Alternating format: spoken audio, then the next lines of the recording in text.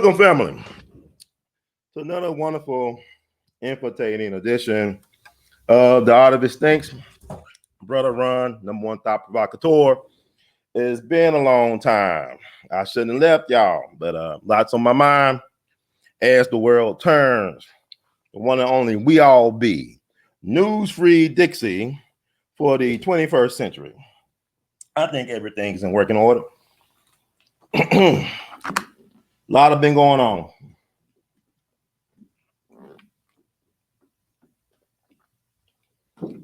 Like Bob D. Gregory said, 3 things that's killing folks: lack of water, lack of sleep or rest, and lack of exercise. So keep moving while keep resting and stay hydrated, because it's hot as hell, man.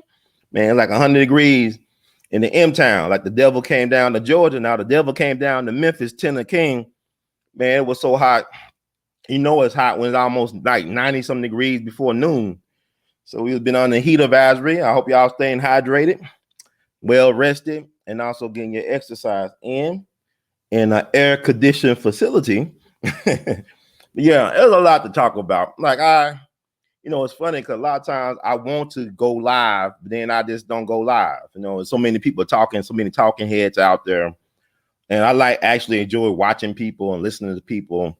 Not always the so-called popular. I'll be saying, well, you listen to so-and-so. I don't really listen to so-and-so. I might listen to somebody might have only 12 people watching them or something like that, or have less than 100 views. There's a lot of people with a lot of interesting stuff to say and perspective. And I appreciate that, but also I have a lot of respect for folks who know how to do research and know how to critical think. And my thing is, I want to put another spin out there on the narrative that I've been hearing about a couple of things. And my horn tribute was in tribute to the one and only, the legendary, the late, great Bob Moses. We lost him on Sunday, which would have been Emmett Till's 80th life affirmation day.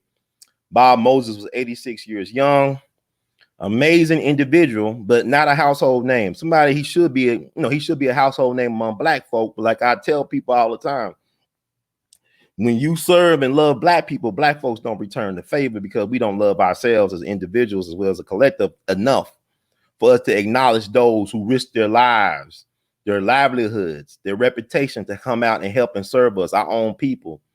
Like, we acknowledge when white folks get involved. Like, people tend to forget that there was a whole bunch of Negroes involved in the kidnapping, the torturing, the lynching of Emmett Lewis Till. There was a bunch of Negroes involved in that. That was actually well known better in 1955 than it is in 2021. Somehow people forgot there were black folks that helped in killing Emmett Till. People like our people are strange because we only think our lives matter when white folks say it's matter, or when a white person do something to us. It's not, no, we could kill each other, we could do horrible things to each other, we could disrespect each other, but as long as the white man does not do it, it doesn't matter.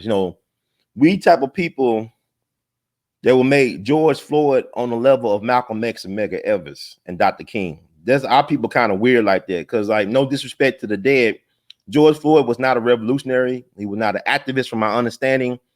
He did not serve his people with the best of his abilities, but that doesn't mean his life should be considered less than, but I'm saying, why are we celebrating folks who did nothing to add value to us as a people in life? Not disrespecting. Now, don't get me wrong, but I'm at 41. Like, it's hard for me to filter things now than I used to. But what I'm saying, why isn't that Medgar Evers? Where's the Medgar Evers bill?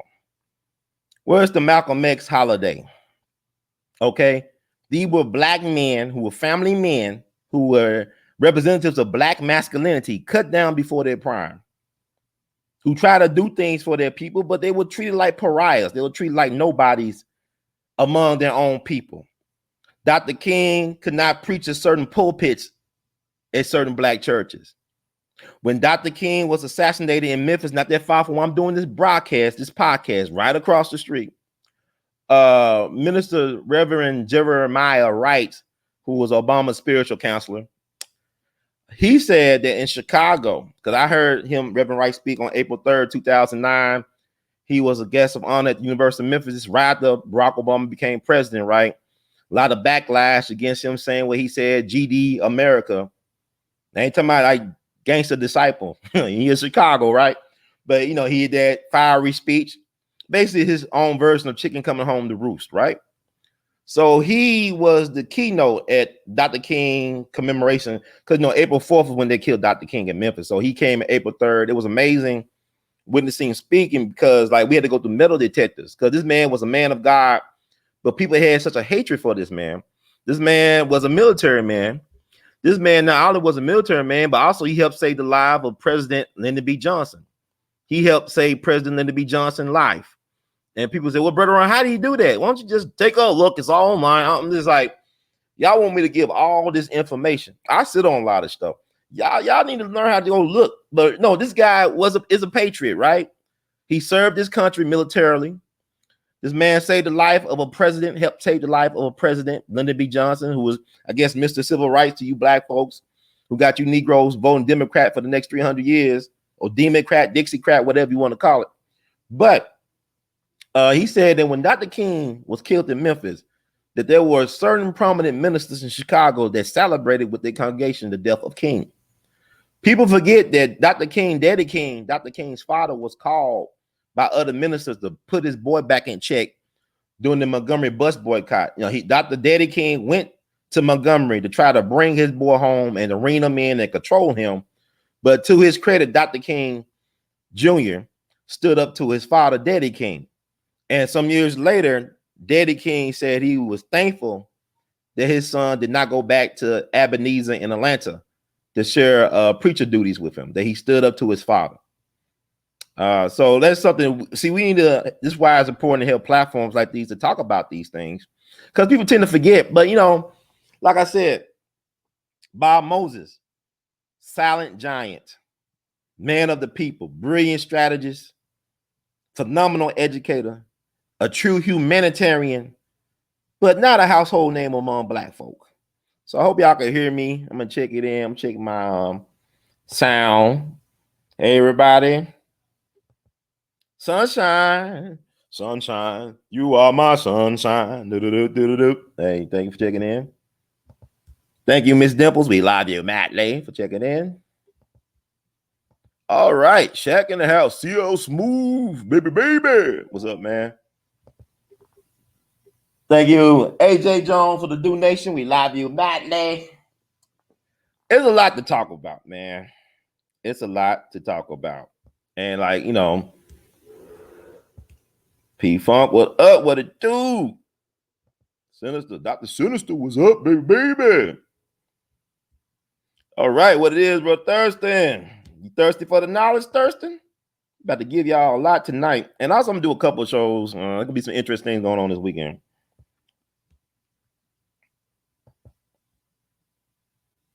Yeah, we made everything king in America. We gave America its identity, its narrative, its heritage, its wealth. We're gonna talk a little bit about that tonight.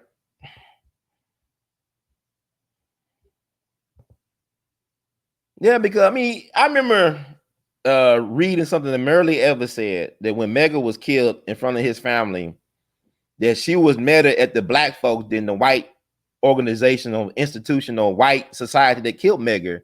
Because when Medgar was alive, this is what black folks used to do to him in Jackson, Mississippi. He'd be walking down the street on the sidewalk. They'll actually cross the street to get away from him. They ain't want to acknowledge Medgar. They ain't want to associate with Medgar Evans, even though he was doing this stuff for us. Black folks want no part. Medgar wrote to the NAACP, say, look, my life is in danger. Can y'all please offer me bodyguards, security? The NAACP did not offer Medgar Evans anything. He asked them. His life was in peril, right? And they want to offer me anything. And then years later, after his wife Myrlie helped save the NAACP back in the 90s, the NAACP was about to go out of here. Then Myrlie came in to help save the organization. Then they finally apologized not too long after that. Hey, we are bad. The man was dead at 37, right? He's buried in Arlington Cemetery with full military honors. I went there. He's one of the easiest graves to find in Arlington. He's right up in the front of Arlington. It ain't that hard to find Medgar. Thank God, because Arlington is a big place. But yeah, she was angry, but like her man said, what's the point of being mad at people? They don't care. They don't care about you anyway. So why would they care that you're angry? You're just destroying yourself. So she had to calm herself down, and she's a matriarch of our movement. She's a national treasure, but also the NAACP disrespected the Evers family again when they did not give out an official press release on the passing of the giant Charles Evers, his brother's keeper, the older brother of Medgar, who was a great man. He might have been a controversial man. He was truly iconoclastic guy, iconoclast, right? Because he said, "And my brother is the saint. Medgar was the saint. Charles was the sinner. That's why the sinner almost lived to be a century old. The sinner lived longer than the saint. You understand that God gave Lucifer, Satan, the domain over this matrix, right? Over this earth, this bitter earth. So, you know, you play by the devil rules. The devil is not qualified to give you mercy. The devil is only qualified to give you more hell. And Charles Evers was hell of a fighter. This brother was a great man. It's like what Baba Dick Gregory said. Medgar Evers was effective because he was moving through the shadows. He was moving in and out the shadows. He was not recognized as a celebrated figure during his lifetime. He was not recognized as a national figure. He's one of the reasons why we know about what actually happened in Emmett Till, because Medgar Evers risked his life trying to secure witnesses, trying to move people out the Delta to places like Sweet Home Chicago. Oh, baby, don't you want to go on the land of milk and honey, Sweet Home Chicago. He was helping moving people out, and also he's working with his Jegna, Dr. T.I.M. Howard. Y'all don't even know who Dr. T.I.M. Howard was. Dr. T.I.M. Howard was the wealthiest black man in Mississippi. He was a surgeon. He ran the clinic up in Mound Bayou, Mississippi, a black town. And he put his life on the line. Like when Mammy Till went down to Mississippi for the trial of the brothers who allegedly killed. They did kill her son. They confessed in Look magazine. But to the white man, the Roy Bryant and J.W. Malum, the Health brothers who killed Emmett Till, she was protected by Dr. T.I.M. Howard. They got her from Memphis, had a full escort, black man with guns, took her to his ranch mansion, 24-hour security. Had one old black man who could barely see with a long barrel shotgun standing guard. And she said she felt so safe. I believe she stayed with Dr. T.I.M. Howard as well as Congressman Charles Diggs from Michigan. Like they was a part of his escort. But, you know, these were black men who believe in protecting women, and they believe in self-defense and being armed. You know, when Medgar got shot, from my understanding, Medgar used to keep guns in his car. You know, people forget Medgar Evers was a sergeant in World War II. He was part of the Red Ball Express. My maternal grandfather was a member of the Red Ball Express. He was like the Tuskegee Airmen of truck drivers, right? They were like Amazon Prime or UPS. They was the one responsible when the U.S. landed in Normandy for D-Day invasion. These were the men who was like responsible for delivering the supplies, the food, the ammunition to General Patton's Third Army so they could keep up pace, because General Patton was trying to beat the Russians to Berlin. This is why we got the Cold War thing, because we met the U.S. and the Russians arrived at the same time. So you got the West Berlin and East Berlin, West Germany, East Germany thing, Cold War. Y'all can look all that up. Look up geopolitical history. But Medgar was fearless. He was a part of that, and they were getting sniper fire, and they had to drive with no lights on at night. And my grandfather was like, man, he was that's probably why I get my endurance to be able to drive long distance for my grandfather, because he was a truck driver like that. Them guys were driving through the night with no headlights on around cliffs and shit. I mean, excuse me, and stuff, right? My grandfather was a part of the Battle of the Bulge as well. He got injured in the Battle of the Bulge. But anyway, Medgar, them guys, Dr. Howard was the guy who was Medgar's Jegna. He was the Jegna. So not only Medgar, but also Charles Evers and also the Fannie Lou Hamer. Because what they used to do in Mississippi, they used to have the Regional Council of Negro Leadership. They would meet an annual event in Mississippi, Mound Bayou. You have between 10,000 to 20,000 black folks coming out, talking about not only voter registration, but also home ownership and entrepreneurship. See, the Mississippi movement is interesting. Like, you know, what does this got to do with Bob Moses? Because Bob Moses was a kid from Harlem. He was always a New Yorker. I don't care if he lived in Mississippi or he lived in Africa and Tanzania. He never lost the essence of being a true New Yorker, right? But I'm just setting up the thing about the Mississippi movement. It was an interesting movement because it was a black-led movement.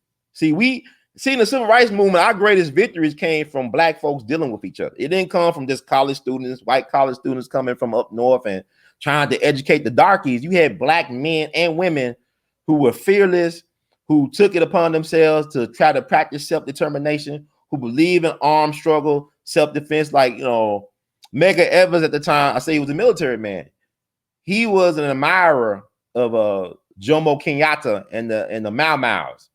He thought we need a Mau Mau in Mississippi. So Medgar he wasn't about no we shall overcome, like nonviolence. Medgar didn't live like that. Medgar was a man. His father was such a fearless black man that the white folks would get off the sidewalk for him. They thought the nigga was crazy. That nigga crazy. Because you got to think about back in the day, a black person had to get off the sidewalk for a white person, no matter if it was like a little kid. If you had a 2-year-old walking on the sidewalk and you an 85-year-old black man, you better get your ass off the sidewalk and let that little white kid walk on the sidewalk. You couldn't look white folks in the eye. A lot of people going to mental institutions because they were looking white folks in their eye. They wouldn't get off the sidewalk. Medgar Evers, that's who his father was. This man, the white folks didn't mess with Medgar Evers' father. See, we gotta know who these people's parents were. He came from very proud black people, and Mississippi black folks are some interesting black people. But they used to have the regional council Negro leadership meeting. They said, don't buy gas where you can't use the restroom. These have bumper stickers like that. Don't buy gas where you cannot use the restroom. I remember talking to my mom about this because y'all saw Lovecraft Country last year.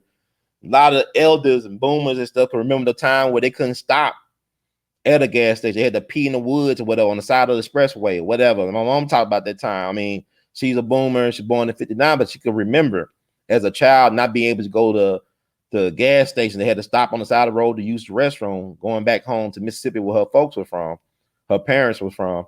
So, I mean, this is like even with Chris Webber, his dad is from Tunica County where they got the casino.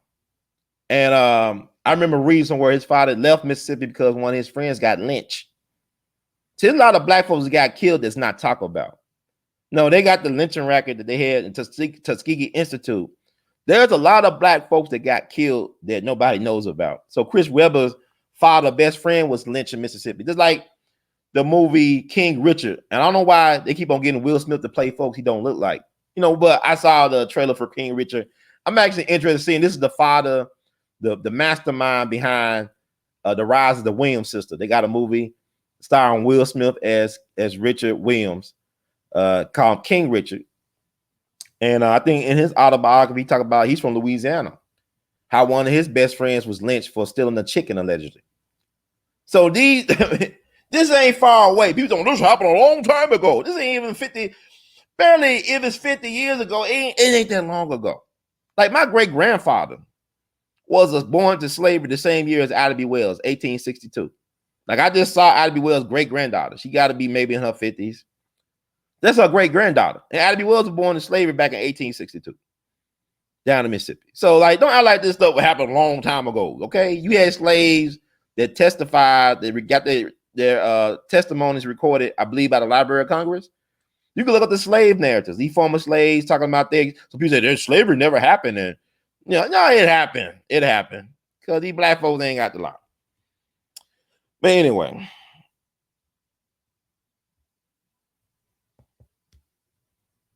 Thank you for coming in. Live Evil. Well, they did a TV biopic back in the day. Howard Rollins from In the Heat of the Night and Soldier Story. He played Medgar Evers in a movie that came out in the 80s. I don't know, Real Black. Shout out to Real Black for his million subscribers. He got his millionth subscriber earlier this week, but shout out to him. He might have it on his channel if he didn't get taken down because of copyright stuff. But you can find it's a movie about Medgar Evers that came out starring Howard Rollins as Medgar Evers back in the early 80s. It's actually pretty good stuff. And you also got The Ghost of Mississippi, where Whoopi Goldberg plays Marilee Evers, trying to seek justice for what happened to Medgar. That came out, I think, back in the 90s. They actually had Dr. King's daughter, Yolanda, played the Medgar Evers' daughter in the movie, which is interesting. Yolanda King died not too long after her mom, Coretta, unfortunately. Thank you, brother Bug Shelton, for tuning in. We love you madly.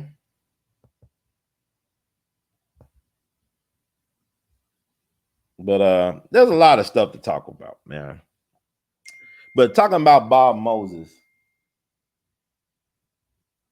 Let's talk about Bob Moses. He was a part of that Mississippi freedom struggle, but he's not a household name, and he should be. He did so much good for the people, but he was working in and out the shadows. But his peers recognize him as being a great man. And sometimes all it takes is your peers. It's like a lot of times you look at these sports Hall of Fame, and they might put in somebody where they got the Veterans Committee, where the journalists won't put them in, but the Veterans Committee might put in a player they felt that was overlooked. A lot of times, people don't understand that, when you look at sports, a lot of times the players don't look at your stats, they look at your impact, your influence, right? Your peers say, oh, this is the greatest so-and-so, and you look at their numbers and stats, but the numbers don't add up. They say, yeah, but you got to look at like his peers, his rivals, how they look at this person. And that means something when people that you play against and play with have high regard and respect for you, although your numbers may not show it. But some things can't be measured by stats or records. So, like, Bob Moses, one of them people that you can't measure him by any stats or whatever. No, he was charismatic, but it was on the low. It was like a silent charisma he had. He was he was a thinker, he was a scholar, amazing man. But let's see. I'll share a picture of brother Bob Moses I took with him.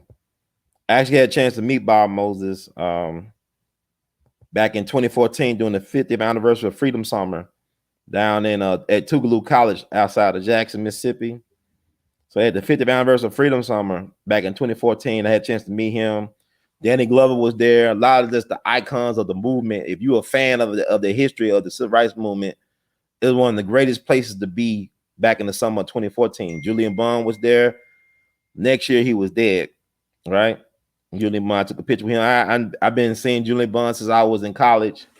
And I remember he told me something that was very valuable because I asked him during a Q&A after he got through speaking at Washington University in St. Louis. I asked him, like, how do y'all become who y'all became in terms of securing, power? And he was a part of the Student Nonviolent Coordinating Committee. And he basically said, oh, they wouldn't pass the torch. We just took it. We took the torch. They didn't pass it. We had to take it. And so this is a message I want to tell all them cats that be complaining about boomers and stuff. I mean, they ain't your problem. Y'all want somebody to give y'all something. You got to take what you want. This is America. America is all about taking what you want. It's not about action. It's about taking. This country was taken. Black people were taken. This ain't about being nice. It's like that thing what Tupac said, they had this documentary came out. The Tupac documentary came out, I think 2003 or 4 or something like that. And they showed a scene where he's at doing a panel discussion. We talking about, like, we hungry, we starving. Can y'all please let us in? We asking, we singing. But the next time we're going to be picking the lot and coming through and taking what we want. We at this point right now where people got to decide what side they on. Because it's a push or pull situation. And you got to pick a side now. Y'all can't be on the sidelines no more. Y'all got to pick a side. Because this stuff, man, it's getting worse and worse. But that's me and brother Bob Moses. Back in June of 2014, the Freedom Summer 50th anniversary. And he's an interesting guy. Like, he's just like a Zen master. He's very cool, calm, and collective. And, he reminded me of an owl. You look at his eyes, so intense, so full of wisdom, love, grace, lovability. That's a great man. I could feel his presence when I was with him. It was amazing. Very patient cat, but very brilliant. I mean, Bob Moses is one of the most important leaders you never heard of. And shout out to Steve Hudson for giving me a donation on, I think, the same day that Bob Moses passed, last Sunday, on Emmett Till's 80th Life Affirmation Day. Brother Steve reached out to me, dropped me a donation, said, Brother Ron, can you talk about Bob Moses? Okay, let me talk about Bob Moses. Let me sing his praises. Unfortunately, I did not get a chance to actually interview Bob. I know he's been having some health challenges on and off for the last several years. There was a couple of times they thought he was not going to pull through, but, he's a warrior. He's a silent warrior. And Bob Moses is a cat. Like I say, he's not from the South. He's people from the South. Like, of course, like all black folks you think about. You talking about A.L.L or FBA, whatever, Foundational Black Americans, and I think one of his grandfathers was a minister, but he was truly a New Yorker. But he wanted to come back down south to help his brothers and sisters on the plantation, excuse me. And he actually embodied that Rudyard Kipling poem, If. Like, this guy could deal with kings, he could be with the kings and also be with the impoverished and the downtrodden and treat everybody with respect and honor. The guy you could feel it around him. He had a spirit about him, had what you folks in the church was had an anointing. He had a calling on him. He moved with purpose. Even in his older age, he was moving with purpose. So he went down south to help organize the brothers and sisters on the plantation. He had to earn their trust. Like, he had to live among the people. He had to show love to the people. But like people like the great M.Z. Moore. See, his cats I'm naming, y'all never heard of, like M.Z. Moore. He was street war. He was legends, man. These guys was frontline warriors. But my understanding with M.Z. Moore, who was close collaborator with Bob Moses, M.Z. Moore, I want to say he was a veteran. I think he was a postman. And also, he was an entrepreneur. He owned his own businesses. I think it was a mailman, but it was like a time where they kept on finding black men in their full military uniforms lynched. They kept on finding all these black men lynched in the waterways of Mississippi. And M.Z. Moore, they had no social media back then, nothing like that, but he wrote the State Department about the situation in Mississippi where black men dressed in full military uniform were found murdered and dumped in the waterways of Mississippi. Soon as he wrote the State Department, from my understanding, that stuff stopped, or they hid it better. They stopped lynching black men in military uniform. So that's it. This is America, right? Y'all talking about Simone Biles ain't patriotic. Look, this is a country where they will lynch black men in full uniform. This is the country where a black man in full military uniform who got honorable discharge, who had medals on his chest, was blinded by a sheriff in a small South Carolina town.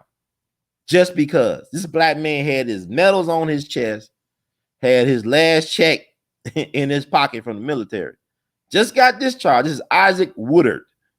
Look up Isaac Woodard. They did a PBS documentary on him this year. Y'all need to take a look. It's all online. And I think it's still free to view. But the blinding of Isaac Woodard, that became a cause celeb. See, y'all think that Harry Truman just decided to integrate the military. Nah, he heard about what happened to this black man in his uniform. Harry Truman was a white man. Harry Truman was from Kansas City, Missouri. He wanted to join the Klan at one point. He was a white man, but he didn't join the Klan because his political mentor was a Catholic, Pendergast, who ran Kansas City, one of the most powerful political bosses of all time. Thomas Pendergast, who ran the Kansas City political machine. So he didn't join because his mentor, the guy who helped make him president, was a Catholic, was a devout Catholic. So, but he heard about what happened to this man. He was infuriated.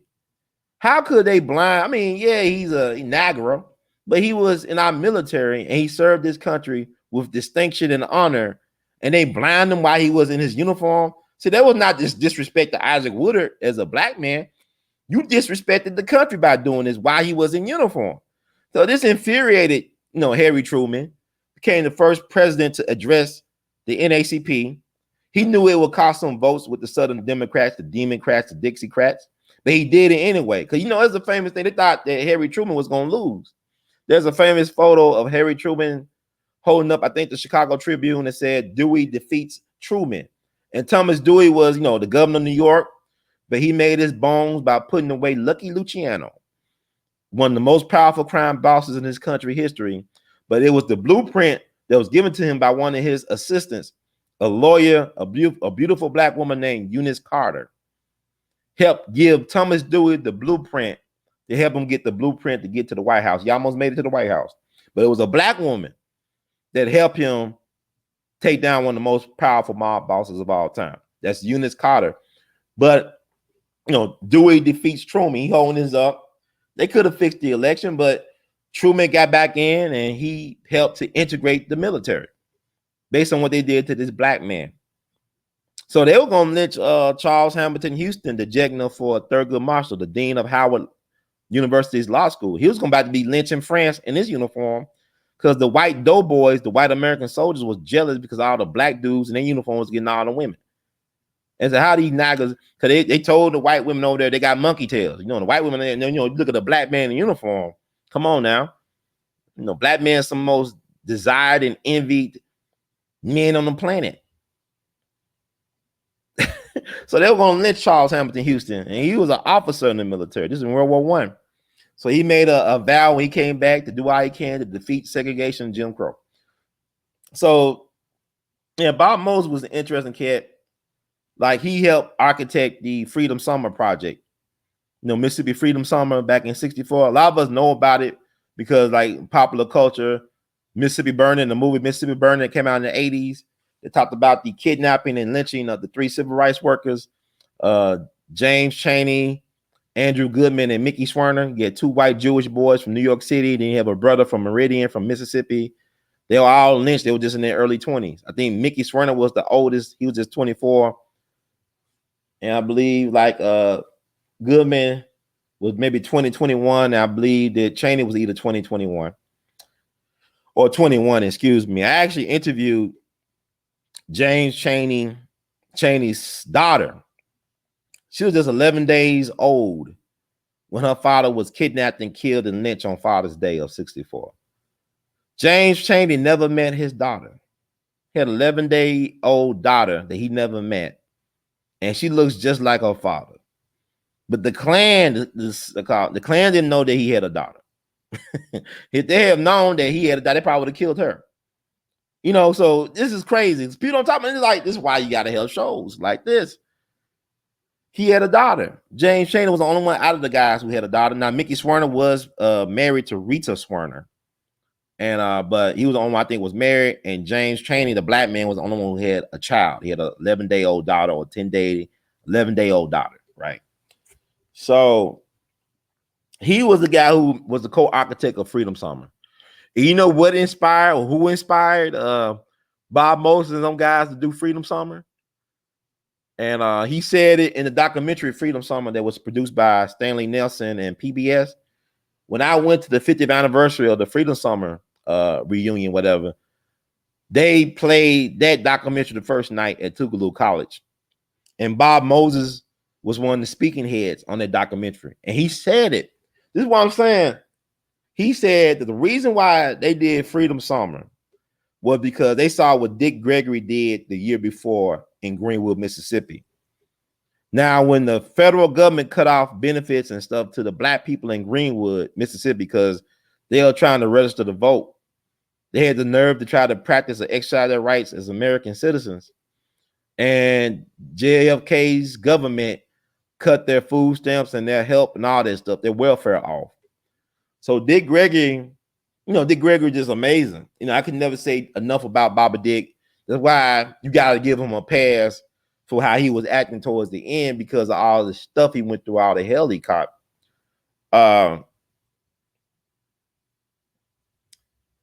He went to Hugh Hefner, got him a plane, put all this food and supplies on the plane, and brought the food and supplies down to Greenwood to give to the black people down there himself. He hand-delivered the food himself. Dick Gregory did that. He brought them folks. They were usually eating government cheese. He gave them Velveeta. They couldn't do it. Velveeta, wow. They gave them a government cheese, but you got the Velveeta? It's like giving somebody that you had a bologna sandwich, now they give you like porterhouse steak. It was so much. Dick was giving them all that stuff. So Bob Moses said when he saw what Dick Gregory was able to do as one man, he wanted to replicate that among a whole bunch. He wanted to make it bigger than that. Like, he said, but they were inspired by Dick Gregory's one example of doing that act of kindness and generosity. And this is after Dick Gregory loses Medgar Evers, because Medgar Evers got assassinated the same year back in June 12th of '63.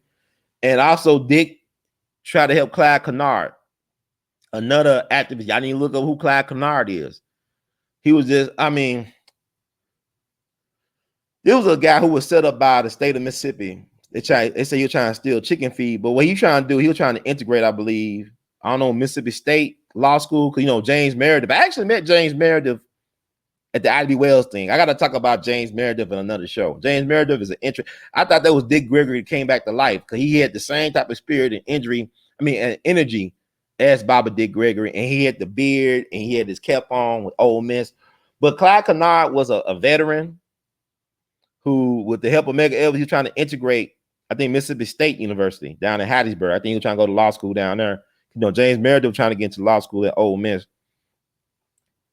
And they tortured that brother in the penitentiary. He ended up getting like cancer.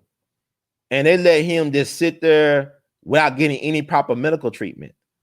So Dick Gregory, although it was like, you're trying to practice goodwill, but it was too late because Dick Gregory got him out of Mississippi. They flew him to Chicago, try to get the best treatment possible. But the cancer was too far gone in him, and he died, and he was a young man. I think Clyde Kennard died in his 30s, early 30s. But there's another person Dick Gregory trying to help because Mega Evans was trying to help this guy. He died right after Mega Evans died, I think in the summer of 63. And but Bob Moses said we was inspired by Dick Gregory. He said it himself. Because we saw what he did in Greenwood. We said, well, let's do a freedom summer. We bring in college students from the North to not only get, because y'all were talking about register to vote. That wasn't even the most important thing. That was just a whatever. But also to teach literacy, to teach Black people how to read and write.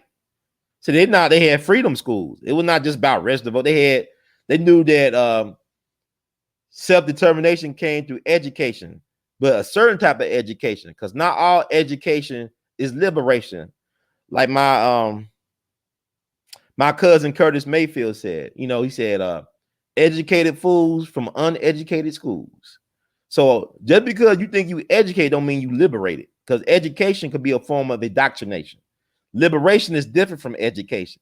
By the way, Baba Dick Gregory was the keynote for the 50th anniversary. I got that on our We All Be TV channel. He talking about liberation over education. That was a powerful speech he did. But that show you, Dick Gregory, we don't understand the greatness of who we are. People say, oh, that old man is disrespecting. Look, this old man did a lot of things, even with the Olympics. We're going to talk a little bit about that tonight. Dick Gregory, how he had an impact on the 1968 Olympics. Y'all don't know that. There's a reason why them brothers raised their fists. It was because of what Dick Gregory did in St. Louis for the Olympic trials. Dick Gregory inspired people. This man led a one-man movement in St. Louis to try to get Black athletes from participating in the 68 Olympics. He thought he failed, right? He thought, oh man, they just spitting at me. I'm only one person out here. They think I'm a fool. But it was one guy that saw what Dick was doing. This guy we know as Dr. Harry Edwards. If you ever look at any Black sports documentaries last 20-something, 30 years, they always go to a guy like Dr. Harry Edwards. Dr. Harry, look him up. He said he saw what Dick Gregory was doing. And then when the 68 Olympics came around, them brothers said, we're going to do a sign of, and we're going to show Black pride and stand in solidarity. When they did the fist, and y'all keep telling me, it was a right hand. I don't care what hand I raise my fist with. We ain't liberated. You fools keep on talking about etiquette. You type of fool, they'll say, well, no, we either indigenous or we Africans. We both. Either indigenous or African. Nigga, we both.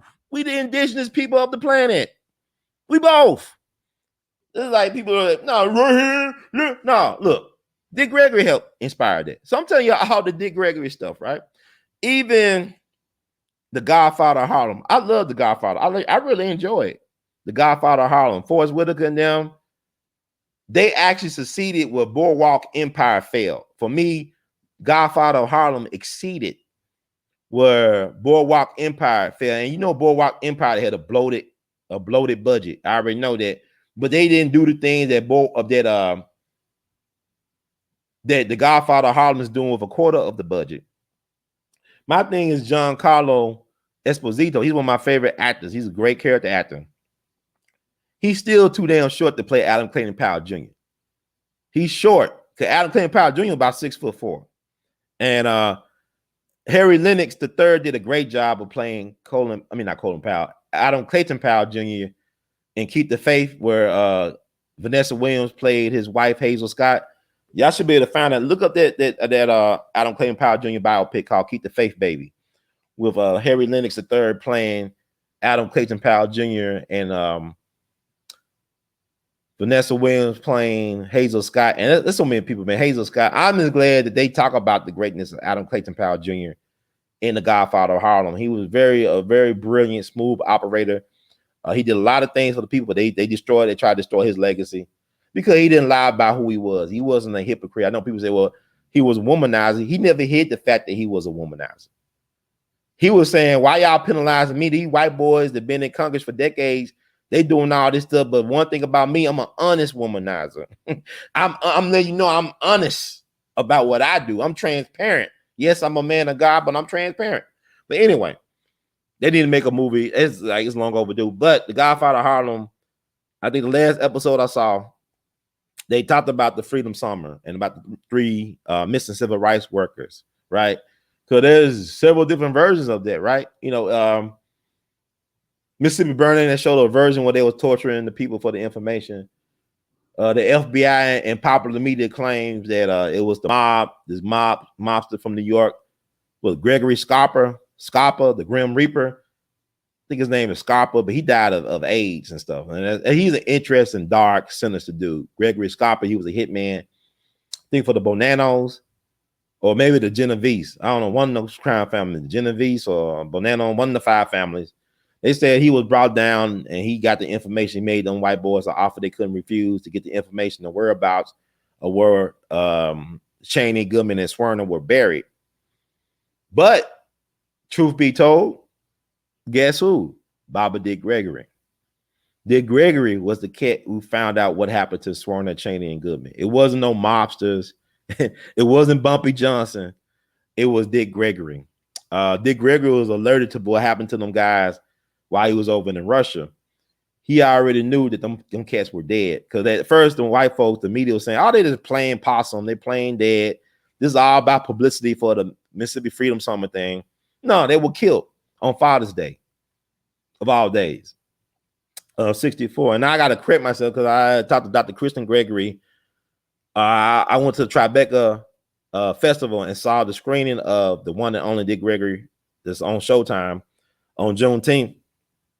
Me and Mike Dennis of Real Black, we interviewed Dr. Kristen Gregory, the son of Dick Gregory, the executive of his estate, and I mistakenly said that June 20th was the anniversary of the kidnapping and murder or lynching of Swerner, Cheney, and Goodman, but it did happen on Father's Day of 64. So my bad, folks. I was a day off, but it was Father's Day. Cause I know how y'all be getting on our heads. You black folks learn. Brian Williams actually lied to y'all. You know, the anchor from NBC, he was lying about Katrina and all that stuff, but y'all still trust Brian Williams. They told y'all that Walter Cronkite was the most honest man in America, but he's part of Bohemian Grove. Y'all trust the white folk when they lie to y'all, but when a black man gets something off by a day or by a year, oh my God, everything's invalidated. We can't trust nothing that Brother Ron says. Just like that one mistake. I mean, I'm a human being, but what I'm telling you, a lot of my information, most part, is correct. You know, but my thing, I just ain't gonna take the time to always take this and all that. I'm talking off the top of my head right now as we speak. I'm not making up stuff, but I'm improv. It's like I play my horn. I'm just going off the top of my head. But it was Dick Gregory. They got on the FBI assets and told them, you need to find out what happened to these boys. He actually helped raise money for a reward to lead into the whereabouts or what happened. And that was the first time that the FBI, they matched that, I believe. That was the first time the FBI offered any type of reward money for information leading to arrest or what happened to anybody. So Dick Gregory helped the FBI elevate this damn game. And he told them guys, he found out what happened. He found out where they were buried. And he told the authorities, if y'all don't tell them, I'm going to hold a press conference and tell everybody where they could find Swerner, Cheney, and Goodman. So they did their job. But as they were looking for Swerner, Cheney, and Goodman, they kept on finding all these bodies of black men in Mississippi waterways. I told you about M.Z. Moore, where he wrote the State Department about all these black GIs or military guys being found in waterways in Mississippi. So they kept on finding black men skulls and bodies and stuff. So you don't know how many. So I love catfish, but I don't know. Maybe the catfish tastes so good because it ate out on black men. You know, because catfish are scavengers. And Mississippi is one of the top catfish producing states in the nation. So maybe all that catfish tastes so good because of all the dead black bodies that were eaten all those years and decades. I don't know. But anyway, it's like the Devil's Punch Bowl down in Natchez. You know, I want to go back down there. I went to the Devil's Punch Bowl. I didn't go inside it. I went on the bluff overlooking the Devil's Punch Bowl. I got footage and photos of that. We need to do a show about the Devil's Punch Bowl, but they said they got peach orchids growing wild, and I would love to go down there and eat me some of those peaches. And people say, "Oh man, that's nasty." Black folks that they use black folks to help grow those peaches. But think about it. Y'all think they could turn plastic into protein. Y'all know that, right? They got a process where they could turn plastic. I mean, stuff like, let me say, find a plastic. They can make plastic, right, into protein. So you don't know what you eating now. So if they doing that, you don't know. You got 3D printing food. You living in Monster Inc. Y'all call it Monsanto. I call it Monsters Inc. Frankenfruit. I mean, y'all going to Whole Food. You spending a whole check, but you getting more than that you bargained for. Allegedly, I don't know, but I'm saying I don't trust none of this. People talking about, well, you eat healthy. I said, man, look, you do what you want to do, because something gonna get you. You got to just. My thing is, I want to have self-determination and selecting what kills me. Don't lie to me. Tell me what I'm doing. Like, you know, Big Crump, man. I gotta respect the hustle, man. We gotta do a show about Big Crump. I can't talk about it now. I'm trying to talk about this stuff, but Big Crump, now he's leading a class action lawsuit against Johnson & Johnson for them using baby powder. You know, that baby powder, they put some things in it that causes cancer. So you got folks that been using Johnson & Johnson baby powder on their babies and on their privates for years and decades. And now it found out they got cancer-causing agents in the talcum powder. So he was hired to try to bring justice for black women in a class action lawsuit. And also he was a part of, I can't think of on top of my head. He's a part of, oh yeah, the family of Henrietta Lacks. They hired Ben Crump to do a lawsuit against the big pharma. Ben Crump better be careful.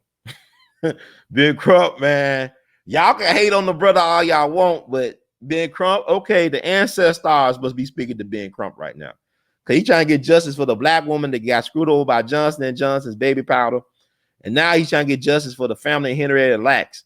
And y'all got to understand, the family of Henrietta Lacks, they still impoverished in Baltimore. You know, Oprah did a movie, white girl Rebecca Skloot, no disrespect to her, but she wrote a book about the immortal life of Henrietta Lacks, which was the basis for the made-for-TV HBO movie starring Oprah Winfrey. Like, everybody got a bag except for the family of Henrietta Lacks. Henrietta Lacks died, I think she was 29 years young, a beautiful sister from Virginia. John Hopkins did not get her consent to use her cells. She died, but her cells can live forever. So you got a black woman to thank for the rise of Big Pharma, but they never gave the family any royalties or any. She didn't get no consent. They didn't get her consent. They just took her stuff, and how the universal God worked, they named the cell after her initials, Hela. You know, Hela, right? Henrietta Lacks. So they got H-E from Henrietta and then L-A from Lacks. So I don't know. That's just a universal God working, because the truth always comes to light. And so Ben Crump is involved in the lawsuit about talcum powder causing cancer in women. And then also he's doing Henrietta Lacks' family. So, I mean, think about it. All this hoopla. So I'm saying, like, y'all don't, these celebrities ain't nothing. But I'm saying, so it's years later after the Oprah movie came, because, like, the woman that Rebecca Skloot interviewed was the daughter of Henrietta Lacks. Like, Oprah played the daughter of Henrietta Lacks. She was the one that really was fighting to let the people know about what happened to her mom. And she passed away years ago. She's been dead, I mean, for a while. So the family still living in poverty. They don't got no health insurance. They in Baltimore, from my understanding. But it could be different now. But man, the stuff that black folks deal with, now we can't protect our own bodies. So with Simone Biles, I'm not really going to hate on the sister, because she's been through hell. Black people have been through hell. Our bodies have never been protected, whether it be the Tuskegee thing, whether it be slavery. You think about J. Marion Sims, the father of gynecology, where he did the black women bodies and wombs without any anesthesia. We always been screwed over here. So I'm not going to be here tomorrow. She's not a patriot. She's not wrapped in the flag and eating and shitting apple pie. I'm not on that. Black folks should be we the most patriotic people in America. I'm talking about foundational. I'm talking the folks descended from the slaves. We fought in every war. I can name family members that fought in the Civil War and all these other wars. You understand? I don't have nothing to prove to this country.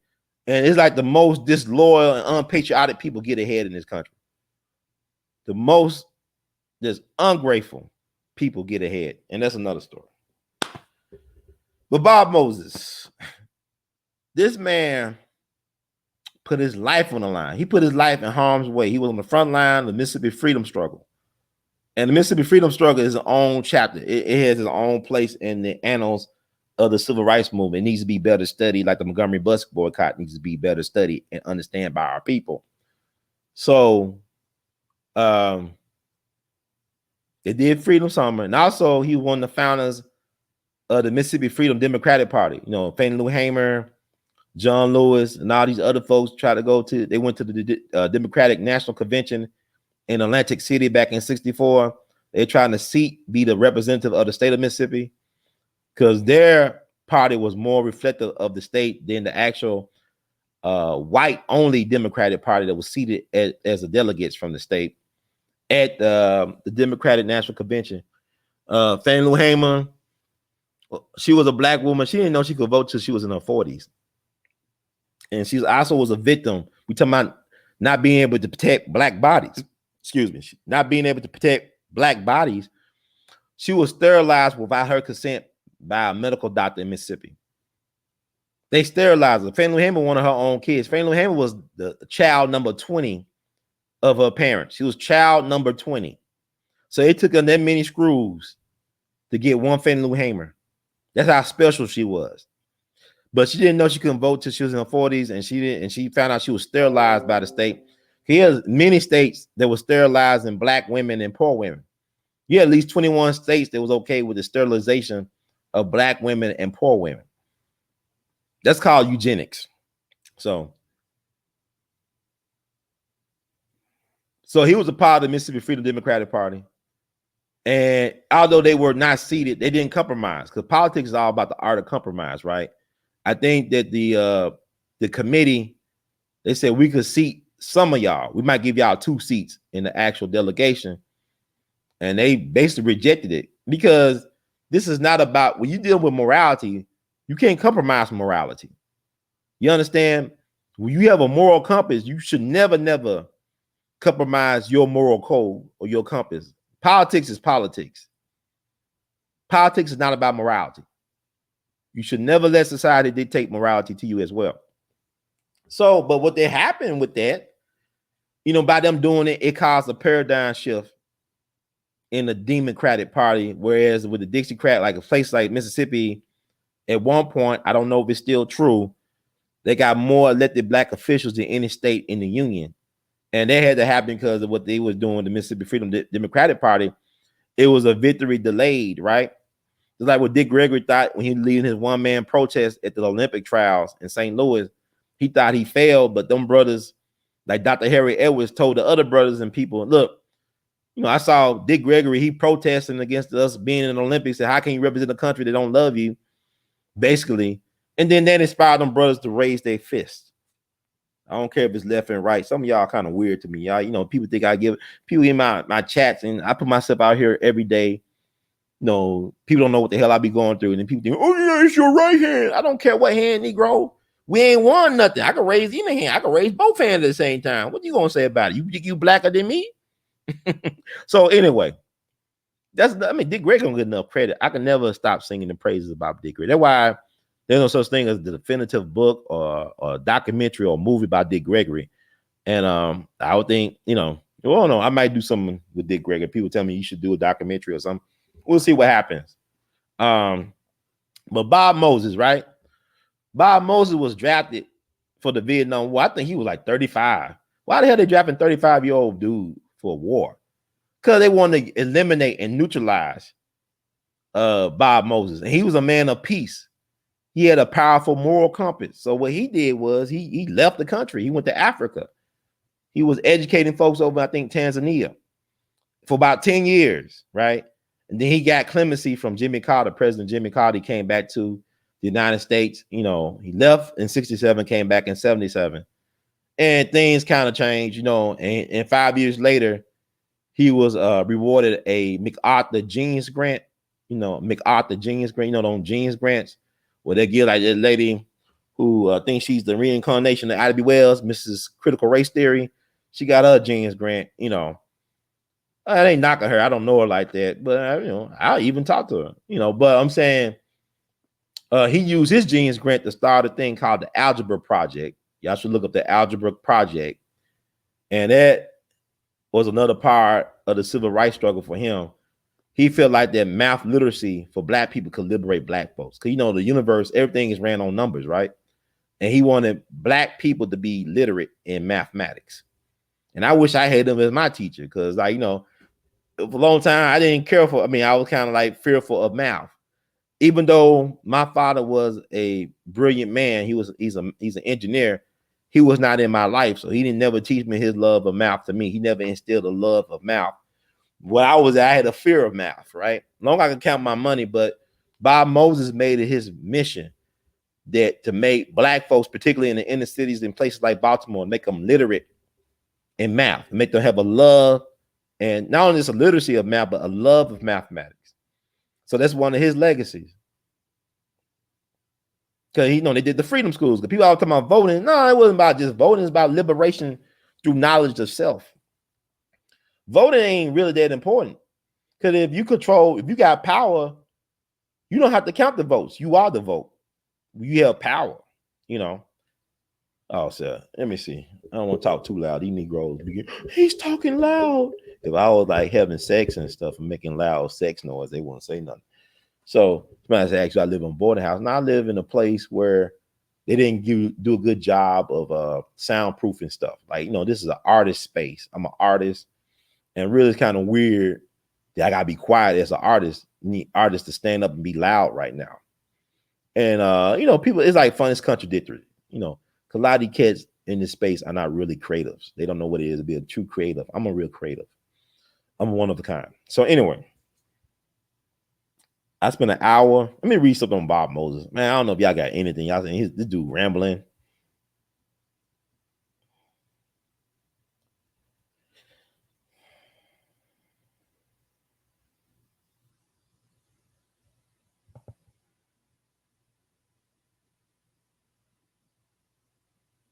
I mean, our people caught a lot of hell.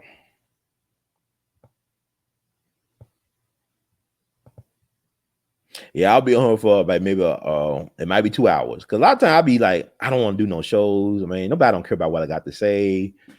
I'm just one person. This is my opinion. It's not even important that I speak on everything. But y'all be saying, "Bro, we didn't do a show." Okay, man. Appreciate it. But y'all can look all this stuff up, man. I'm just trying to give y'all some breadcrumbs. That's all I can do. Yeah, you don't know what you're eating these days. You don't know what you're eating. So people tell me, "Oh, I'm eating this." Man, just do what you want to do, man. And like all life is your choices. Your life is a summation of the choices you made. That's about it. You know, it's like you having sex, right? We have sex, and let me see. Let's go remove this for a minute. Like it's like when you having sex, you should never be ashamed of the person you decide to have sex with, or who decides to have sex with you, because anything can happen during sex.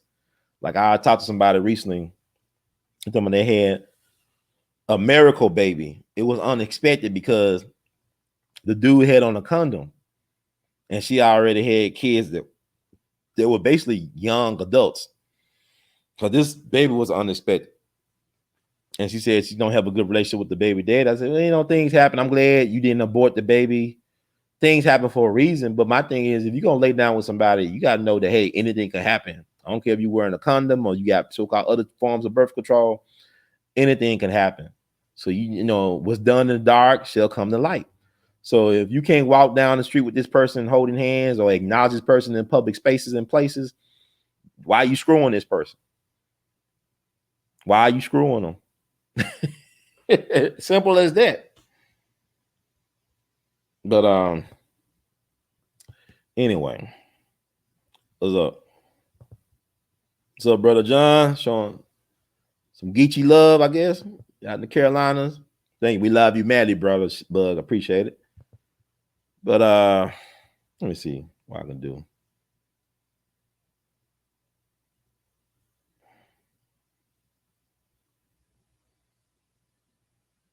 Yeah, it was Emmett Till's birthday, right? I want to talk about Emmett Till a little bit. We talk about Bob Moses, but I want to honor Emmett Till because he would have been 80 years young on Sunday, same day that Bob Moses made his transition as a righteous ancestor. So I think it'll be a 2-hour show. It might be a 3-hour show. I can't believe I just can't.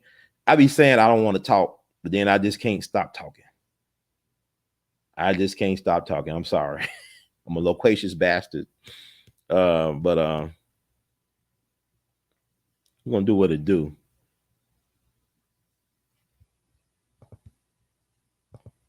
I actually had a chance to I think this one, okay. My life is crazy, but it is my life. I wake up every morning, I said, what the hell going on? But it's my life.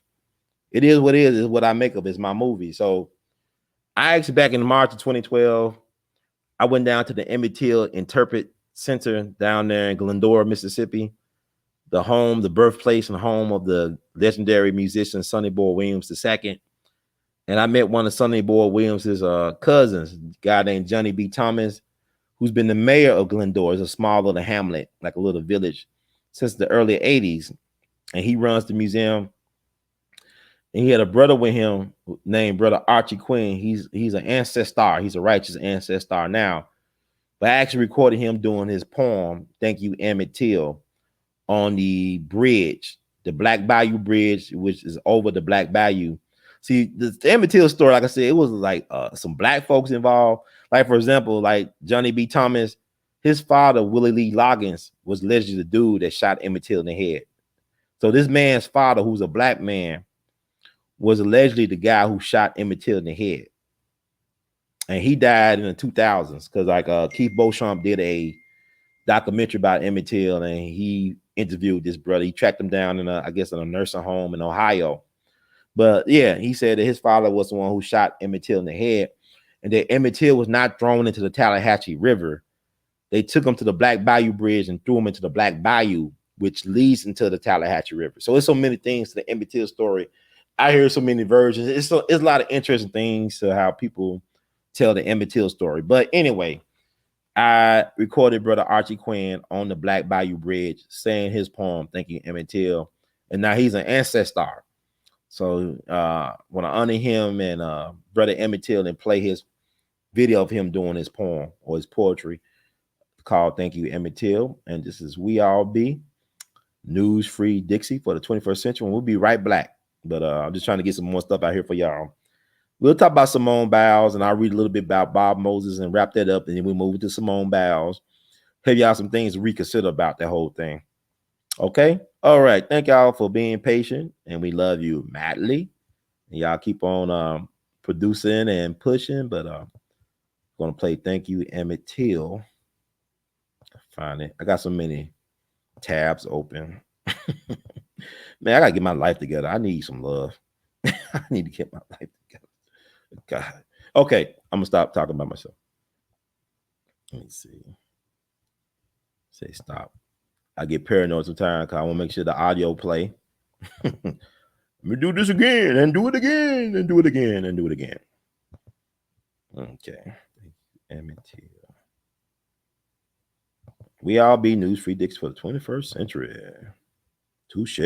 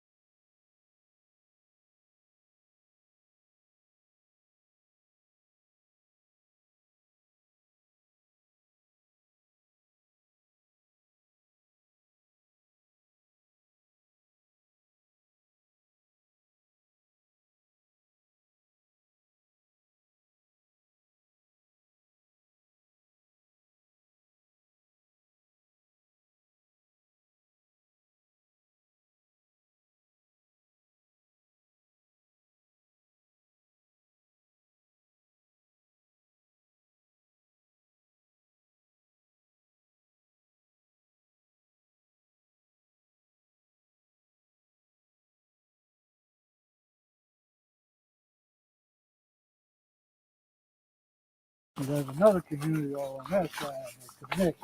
Yes, sir. Connects the two communities. Mm-hmm. Indora is kind of like the Biles Street. Oh, really? Yeah. Sonny Boy Williamson. Entertainment section. Hmm. Party place.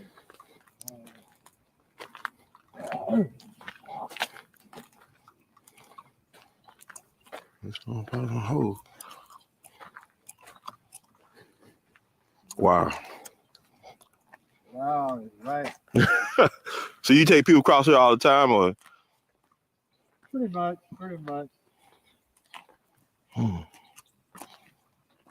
They take pictures and reminisce.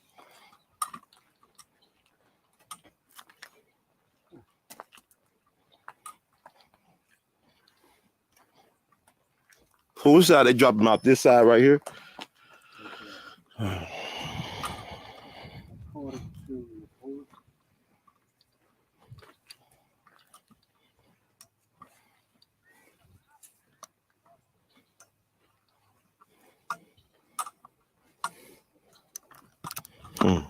Man, if this river could talk, man. The trees or something. Or bridge.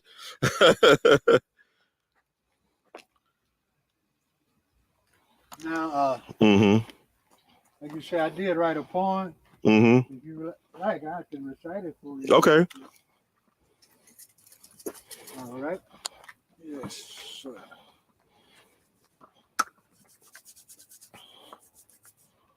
Let me know when you're ready. I'm ready. During this time last year, Ron, the Lord blessed me to write a poem about how I feel about the short, tragic life of Emmett Till. The title of the poem is Thank You, Emmett. In life, things happen that make us feel good and glad. But things also happen that cause us to be fearful, sad, and mad. As time goes by, we wonder why some things make us laugh and others make us cry. Hatred, racism, violence, and crime, almost enough to blow my mind. When it comes to peace and unity in our communities, let the record show. We have come a long ways, but we still have a long way to go. As we hurry, scurry, and worry, we've forgotten or just don't know the debt we owe to those who've paved the way for us to be who and where we are today. Many suffered and made the ultimate sacrifice for us to live the abundant life. Although some have received awards and accolades for the contributions they made, there's one who was the foundation upon which the civil rights movement was laid. He was a boy with love in his heart, pep in his steps, a smile on his face and sparks in his eyes. A boy who, like Jesus, was born to die for us to reach our goals and our dreams could be fulfilled. His name, Emmett Lewis Till. I hope to meet him in heaven someday. And if I do, here's what I'll say. Thank you, Emmett, for going to the grave so we could overcome and live in the land of the free and the home of the brave. When you left, things were fine, but you didn't know how different things were south of the Mason-Dixon line. You came as one in a million people of color, trapped in the prison of prejudice, yet loved and cared for each other. You went back as the one who will be remembered as the victim in the tragedy that showed the world the insanity of humanity. So young, carefree, so naive. Emmett, you didn't deserve the treatment you received. I pray for those that vicious, that mean, who would do such a thing. And I appreciate you for taking one for the team. When I think about why and how you died, tears still well up in my eyes. Since then, you've been in the bosom of God, on my mind and in my heart. I just want you to know You'll always be my hero. Thank you, Emmett, for going to the grave so we could overcome and live in the land of the free and the home of the brave. Emmett, you are the seed that produced liberty and justice for all. You're the message that moves the masses to answer the call and stand tall. Rosa Parks refused to move. Fannie Lou Hamer got sick and tired. Soon came Freedom Rides, and Martin Luther King had his dream. Things are not perfect and will never be. But because of what happened to you, we know apart is not smart. Together is always better. So full of life, joy, and energy. Emmett, I wish you could have lived to see the children you would have fathered grow up unshackled by injustice and inequality. To appreciate sunshine, that must be rain. Life is the same. No pain, no gain. Emmett, your death was not in vain. That act of shame intended to fan the flames of fear, but it failed. Because though they kill your body, your spirit, your memory, and your legacy are alive and well. Thank you, Emmett, for going to the grave so we could overcome and live in the land of the free and the home of the brave. The wound has healed, but there remains a scar to remind us of where we were and now where we are. So when I lay me down to sleep and pray the Lord my soul to keep, I thank him again for the benefits your atrocity helped make possible for all God's children to reap. Thank you, Emmett, for going to the grave so we could overcome and live in the land of the free and the home of the brave. Sometime soon, we don't know when, we'll all be back together again. And in that great celebration, we're going to join the angels and saints from every nation and give you, Emmett Till, a standing ovation.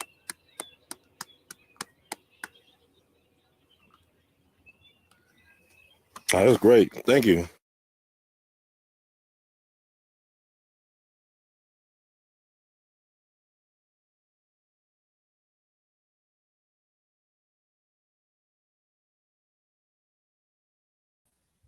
Yeah, that was late great Archie Quinn. I'll have to recut that.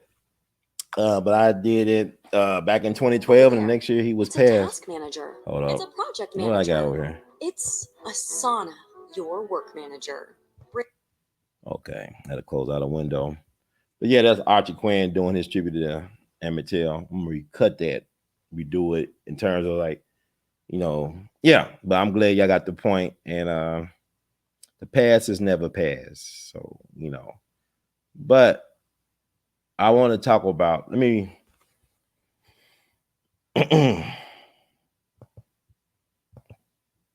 Share some things about Bob Moses and keep it moving. There's a lot to cover. But I like to read something. Put that picture back up. The late great Bob Moses. Gotta read some stuff about what people said about this brother.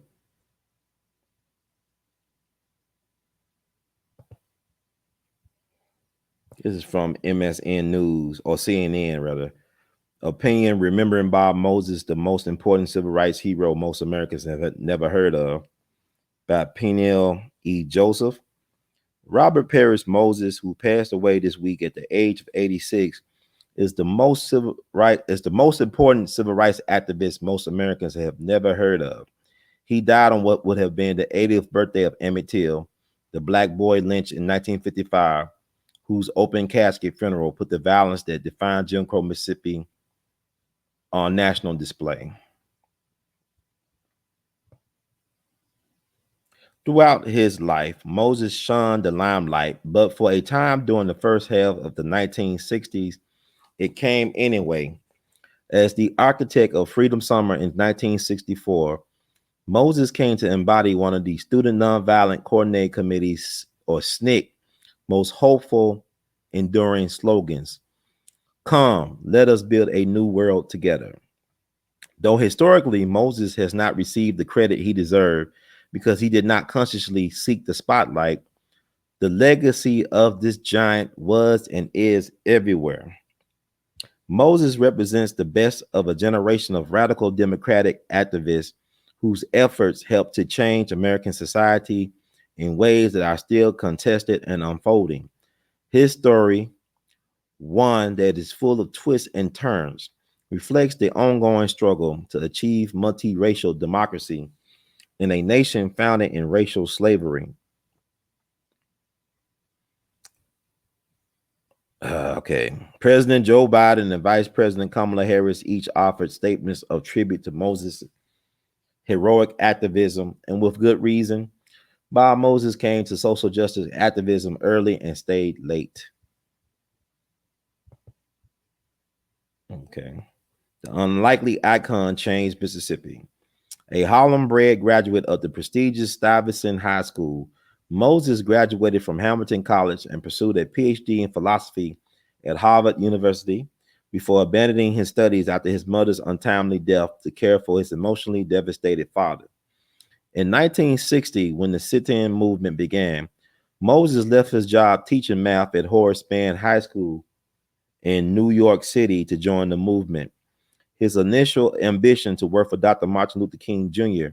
turned by accidental good fortune into a fast friendship with Ella Baker, the veteran organizer who founded SNCC. Moses will become SNCC's key organizer in Mississippi. With his horn-rimmed glasses, baby face, and denim bib overalls, Moses became an unlikely icon. The further he strayed from the trappings of celebrity, ego, and fame, the more of a following he attracted. The mathematician in Moses regarded democracy as a test that required political experimentation, strategic flexibility, and the ability to leverage grassroots ambitions in service of national change. The philosopher in him provided or proved capable of inspiring colleagues who ranged from future Black power leader Stokely Carmichael, or Kwame Ture, to student activist, later documentary filmmaker Judy Richardson. I met her too. She's an interesting character.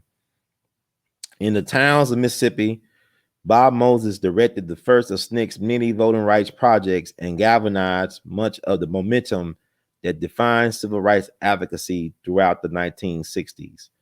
Moses' 1961 sojourn in Macomb and Pike County in particular set off political shockwaves that transformed America. Confronting segregation, Black poverty, and Jim Crow, Moses observed white supremacy in the raw. Black residents courageous enough to support his voting rights efforts suffered violence, and he himself was arrested and assaulted. In a letter from jail, Moses described Mississippi as the middle of the iceberg of racial hatred that he devoted his entire life to confronting. Freedom Summer 3 years later represented Moses' most audacious effort of the civil rights era.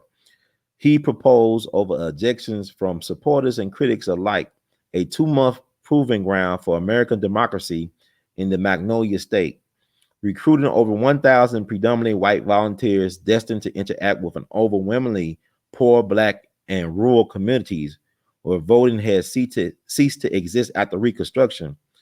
Moses held the ability to inspire local Black folk, white volunteers, and Black students eager to be of service to a cause they all instantly recognized as larger than themselves.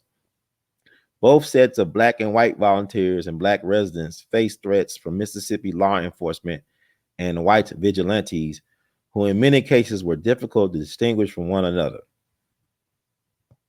The murders of James Chaney, Andrew Goodman, and Mickey Swerner, 2 white volunteers and 1 Black, in Mississippi made national news that summer. Their bodies were recovered in an earthen dam in August, and before that, the search for them in local rivers recovered body parts of dead Black people. Despite this and other brutal acts of violence, Freedom Summer went forward with volunteers organizing freedom schools, civics classes, libraries, mass meetings, and cultural and arts events in parts of the state where Black people had long been denied any access to citizenship at all.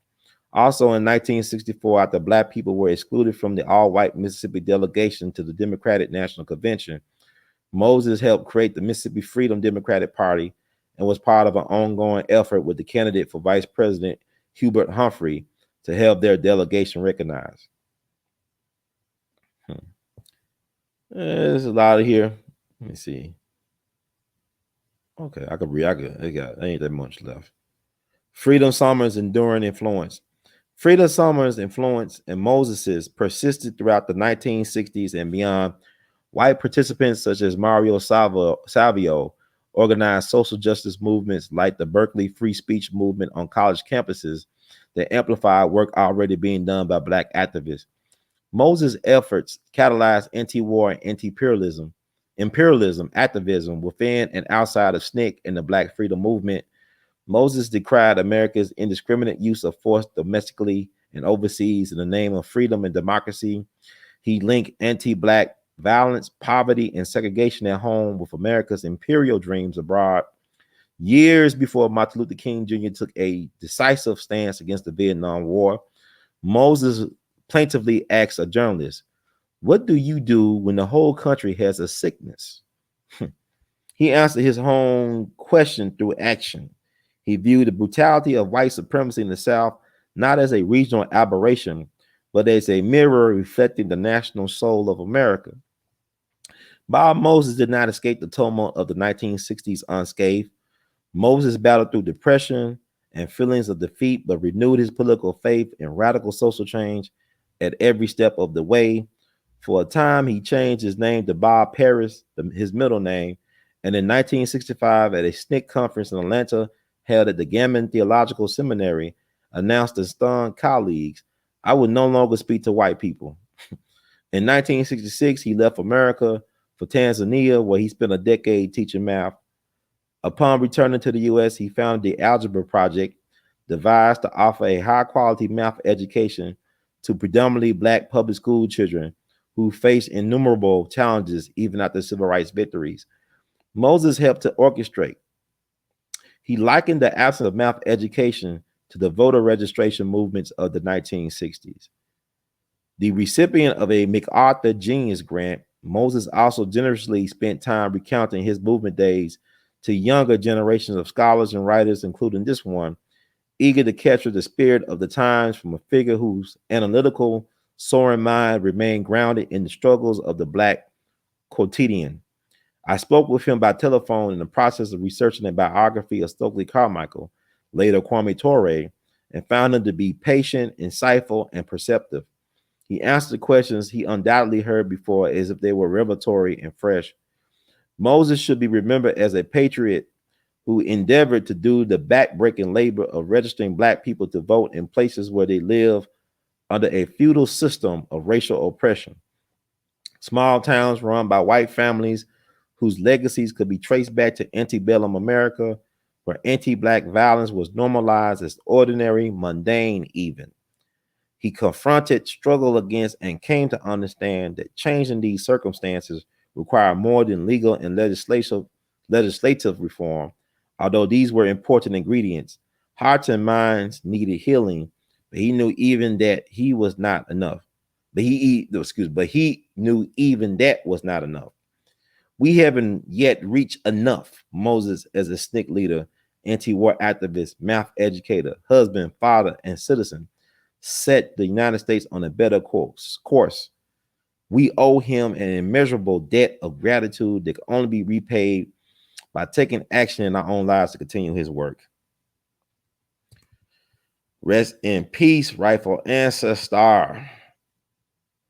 Brother Moses, we love you madly. What a great man. Never should be forgotten. Always should be remembered.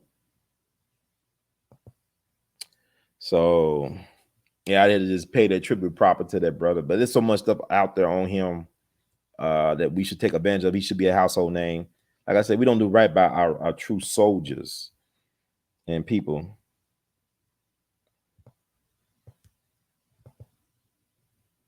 Yeah, I mean, he was an interesting guy. He was a people's person, Archie Quinn. I was glad I had a chance to meet him and record that for posterity. And it was definitely a great poem. And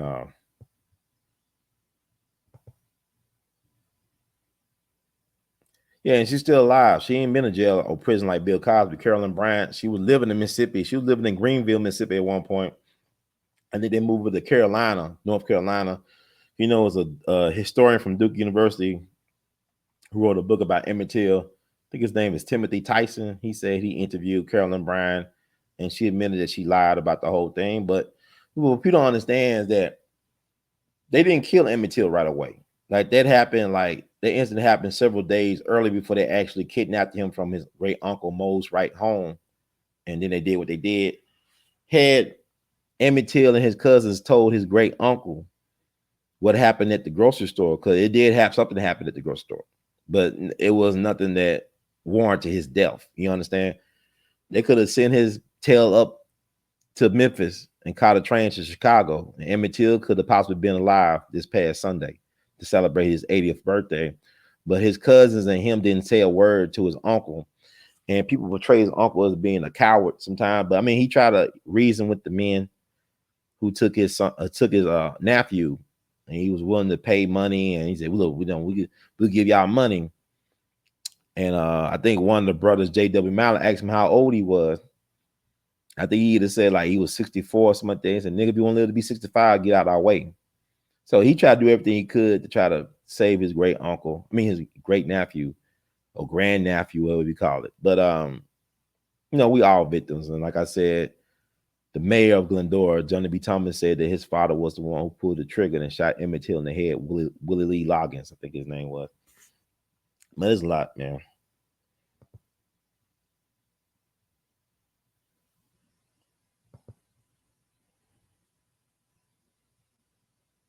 Yeah, you know, one thing about Kwame Ture, people don't talk about, he had a close relationship with Elijah Muhammad.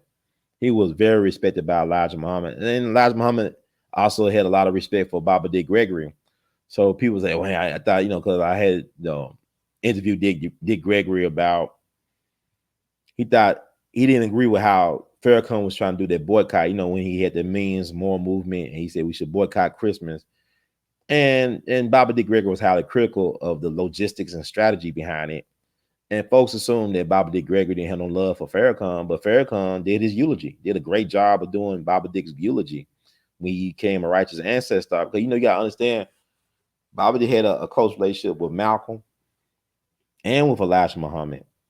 And that's one thing the documentary did not touch on. It did not touch on Malcolm X at all. It's like he didn't exist. Like Dick had a relationship with Malcolm X. And then, you know, the brother talked about Bob Moses came out before, you know, to protest the Vietnam War before Dr. King. You know who else came out before all of them? Malcolm X came out before Dr. King and all them other cats to protest against the war against Vietnam. Malcolm X was against the war. He protested it. And before he died. And you know, Malcolm died in 65. And Dr. King did his Riverside church speech April 4th, 1967. And then he was dead a year later, April 4th, 1968 in Memphis. So really it was SNCC, but what I love about the fact that it was SNCC that started the anti-war movement. It wasn't white folks, it was black people that started it. It's like how black folks started Memorial Day. We gave this country its cultural identity, and yet it still spit in our face. So it was black folks, it was black folks. So everybody used our blueprint to get their women rights, their gay rights, their immigrant rights. What about black people rights? So now this deep. Well, Kwame was close to Elijah Muhammad as well too. And Kwame Ture, like my mom and dad used to go crazy. He was a very handsome guy. He used to come to Memphis a lot, you know, and he used to speak at schools. Like he spoke at Hamilton High School. My mom told me how Stokely would come. Girls go crazy over Stokely. I remember I had a friend, Margaret Block. She was very active in the movement. She said, we used to call him Star Michael. Not Carmichael, Star Michael. He just had a big ego. He had a big ego. And, you know, Stokely is a fascinating dude. But anyway.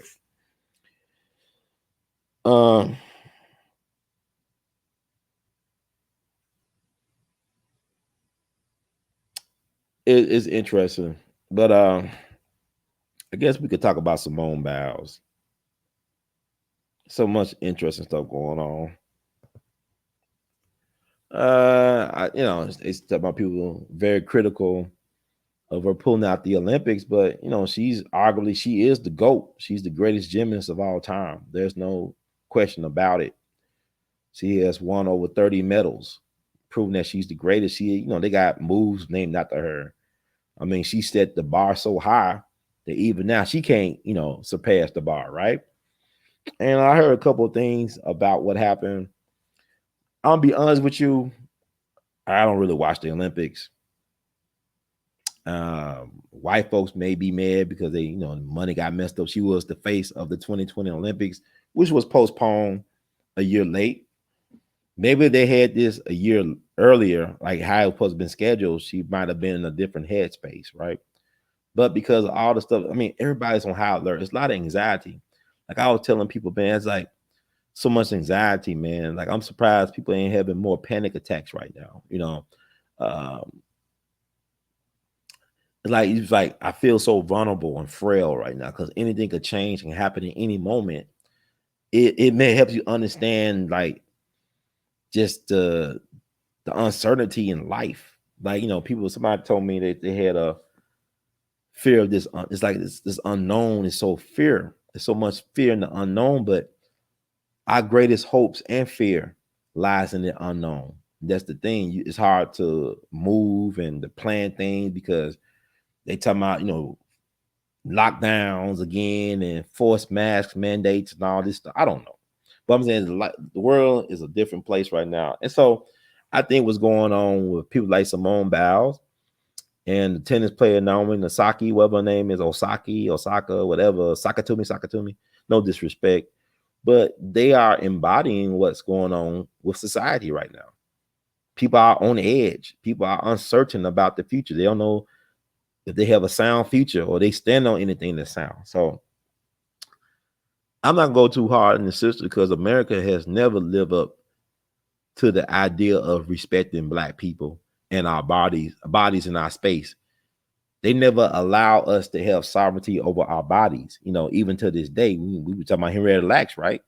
We talking about these sick bastards allowing a company to put cancer-causing agents in baby powder, and it's approved by the system for decades, right? So you trust the same system that allowed cancer-causing agents in baby powder, the same system that said we got a process where we could turn plastic into protein that you can eat.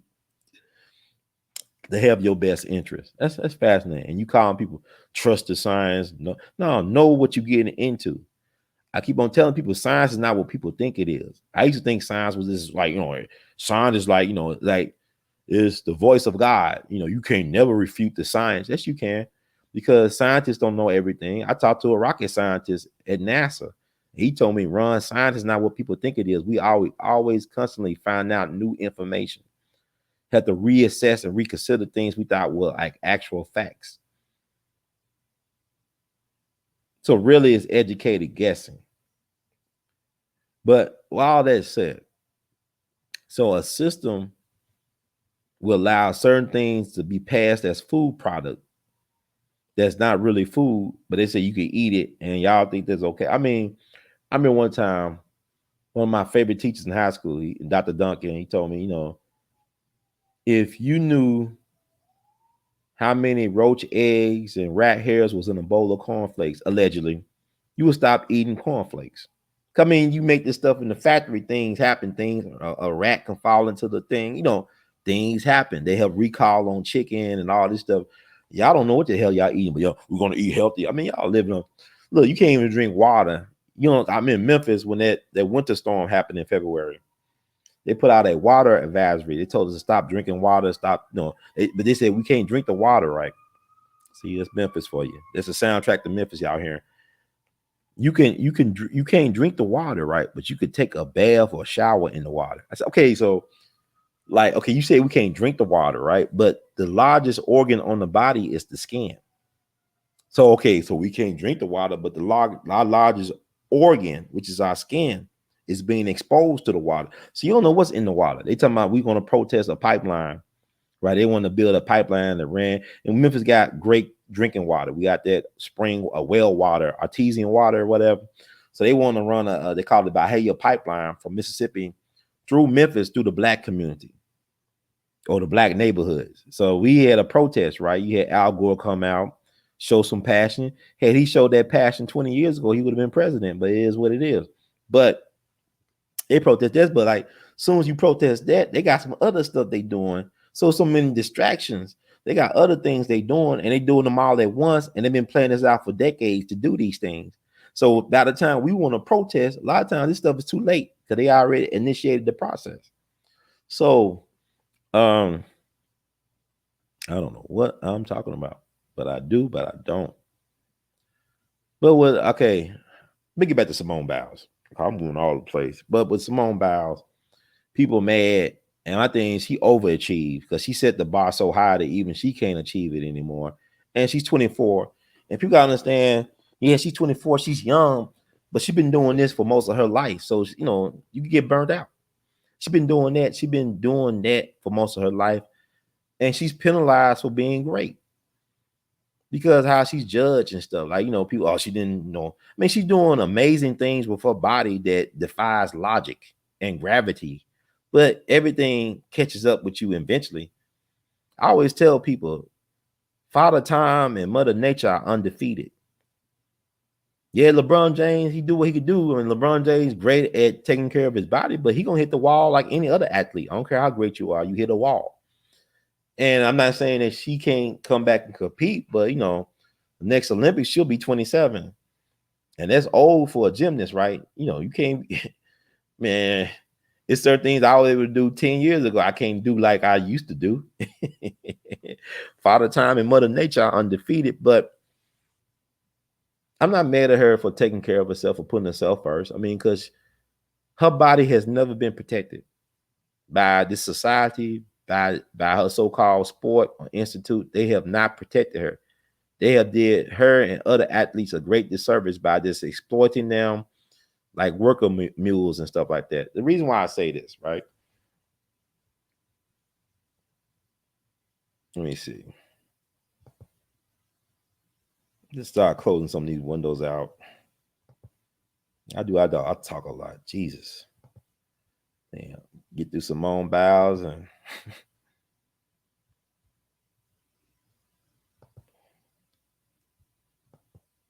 show y'all somebody they're not talking about. That's why we got to have our own media. We got to talk about these things.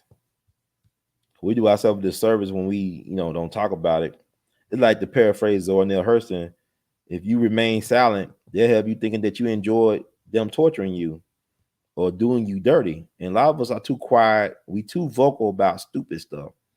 We too quiet about the serious stuff. So I'm gonna make a point. If we all be news-free Dixie for the 21st century. You see this guy, right? Y'all know who he is? This guy. That's let me see. Okay, I'm still on the screen. I'll just make sure y'all can hear me. Let me know if y'all can hear me or not. That's Dr. Larry Nassar, right? This dude allegedly molested close to 300 plus young Olympic gymnasts. This man was a Olympic medical doctor, right? He was protected by the institutions. He was allowed to sexually, allegedly, or well, I guess it's proven in the court. So he sexually molested hundreds of gymnasts, black and white, whatever. And he was protected by the U.S. Olympic Committee, by the gymnasts, you know, everybody, by the Michigan State University. This man worked at Michigan State University. And also he worked for the U.S. Olympics Committee or team, whatever. But remember about Dr. Larry Nassar. This guy is a sick bastard because it was proven in court that he was a sick bastard, right? But y'all talk about Bill Cosby. Y'all talk about, man, what about this dude? Taking advantage of young girls. And he was put in a position of authority and trust. And the people that ran these institutions knew what he was doing. They was covering for him for years. One of his victims was Simone Biles. Think about, I talked about J. Merriam Sims, how he was abusing black women and their wombs, this distorting their bodies, this destroying their wombs. And he did things that made Dr. Joseph Mengele, the Nazi doctor, blush. And J. Merriam Sims is held by the American medical institutional industry as being the father of gynecology. operating on black women, no anesthesia, and he's a hero. He had a statue of him in Central Park. I think they removed it to where he's buried at in Brooklyn, but they've been there for a long, long time. So America applauded this white man for abusing black women and their bodies. So America protected this white man, Dr. Larry Nassar, for abusing and exploiting black women bodies, along with other, girls. He was exploiting. This man got basically he got life in prison. Like they gave him hundreds and hundreds of years in prison. He's gonna die in prison. He's gonna die in prison. But who is Dr. Larry Nassar? Okay, let's talk about this. Let's talk about this dude. Yeah, because why is it Simone Biles is the villain? And she did all this for her country, and the country came in. It's interesting. I'm not gonna blame this sister. This is a wicked, it's a bitter earth, this is a wicked country, and yet she still was able to excel. So she's weak. She's not weak. The fact that let's read about this guy. Lawrence Jared Nassar, born August 16th, 1963. His birthday is coming up, y'all. So he will be what? 58? Is an American convicted sex offender. For 18 years, he was the team doctor for the United States women's national gymnastics team, which gave him access to hundreds of girls and young women whom he sexually abused. He is also a former osteopathic physician and former professor at Michigan State University College of Human Medicine. Michigan State University had to pay a whole bunch of money to the victims as well. Nassar's sexual abuse of young athletes and a subsequent cover-up ultimately led to the U.S. gymnastics sex abuse scandal that began in 2015. Now, they came out the Bill Cosby win in 2014, alleging that Nassar repeatedly sexually assaulted at least 265 young women and girls under the guise of medical treatment. His victims included numerous Olympic and United States women's national gymnastics team gymnasts. Nassar was sentenced to 60 years in federal prison on December 7, 2017, after pleading guilty to child pornography and tampering with evidence charges on July 11, 2017. On January 24, 2018, Nassar was sentenced to an additional 40 to 175 years in Michigan State Prison after pleading guilty in Ingham County to 7 counts of sexual assaults of minors. On February 5th, 2018, he was sentenced to an additional 40 to 125 years in Michigan State Prison after pleading guilty to an additional 3 counts of sexual assault in Eaton County. The Eaton County sentence will run concurrently with the Ingham County sentence. He's dying in prison. On the orders of the judge in charge of the federal case, his state prison sentences are to run consecutively with his federal sentence, amounting to a sentence of de facto life without parole. He's dying in prison. Okay? Y'all talking about Bill Cosby. Look, we gonna give Bill Cosby 3 to 10 years in prison. They gave him he did almost 3. And he never confessed. This dude pleaded guilty. He knew he was guilty of sin. Bill Cosby, he had no evidence. Come on, y'all. But Bill Cosby's the face of Me Too. This guy is the monster. He's he's like the GOAT of Me Too. He's like the GOAT. This dude abused the Olympic gymnastic team, young women. These were girls. They're not just young women. They ain't women. These were teenagers. These were girls. And the system failed these good women. They knew about this cat doing this, and they cover it up. And they talking about the girl that failed the weed test. This is worse than that, but we get mad over BS. This is a serious business. This is serious, y'all. This man wasn't in a place of trust, and he abused Simone Biles, the greatest, the GOAT. So she's under pressure. Under pressure. She's been dealing with this. This is something that's traumatic. So please, America, America always raping black people. It's not just black women or girls. Black men being raped by America. Come on now. They always raping us. We always been the victims. Ain't nobody want to deal with this. This ain't happened 100 years ago. This happened in the last 20-something years. Right? So it said Nassar began working as an athletic trainer for the USA gymnastics national team in 86. So this dude Since 1986, he's been in contact with women or girls doing this stuff. In 1993, he graduated allegedly, but they've been proven in court of law. He even pleaded to it. In 1993, he graduated from Michigan State University College of Osteopathic Medicine as a doctor of osteopathic medicine. He completed his residency training and family practice at St. Lawrence Hospital before completing a fellowship in sports medicine in 1997. He began working as an assistant professor at Michigan State University's Department of Family and Community Medicine in the College of Human Medicine in 1997, where he earned $100,000 a year. So there's just one job. So you think about the other stuff, money he's making. You know what I'm saying? That one job paying him $100,000 a year in 97. Nasser is listed as a co-author on at least 6 research papers on the treatment of gymnastics injuries. Like, he's the best of the best. He's arguably the GOAT in his field. And while he's copping the field, you know what I'm saying? He began working as a team doctor at Holtz High School in 1996. Oh my God. So this dude got access to all the WAP and with no accountability. This man has violated his oath as a medical professional to do no harm. So you don't know how many people he actually sexually molested. In 1988, Nasser began working with John Geddard at Twisties, a gymnastics training club. He served as a national medical coordinator for USA Gymnastics from 1996 to 2014. So it was just what 7 years ago. He was still doing his thing, getting paid and protected. Wow, that's crazy. While some gymnasts have said they complained in the 1990s about Nassar's behavior, it was not until 2015 that the USA Gymnastics took action against him.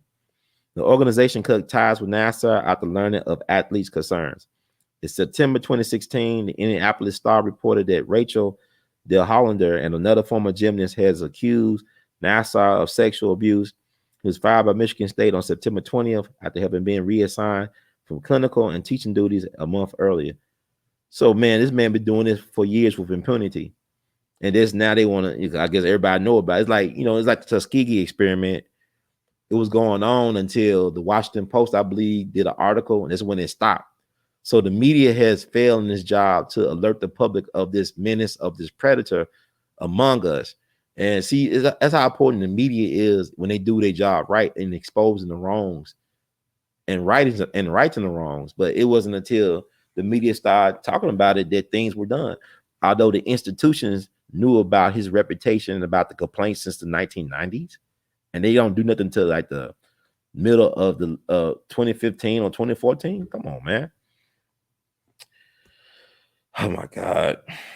I'm gonna read a little bit more of this and I'm gonna just close it out. This is just crazy. He abused his position. And y'all talking about Bill Cosby did it because 60-year-old women came out. But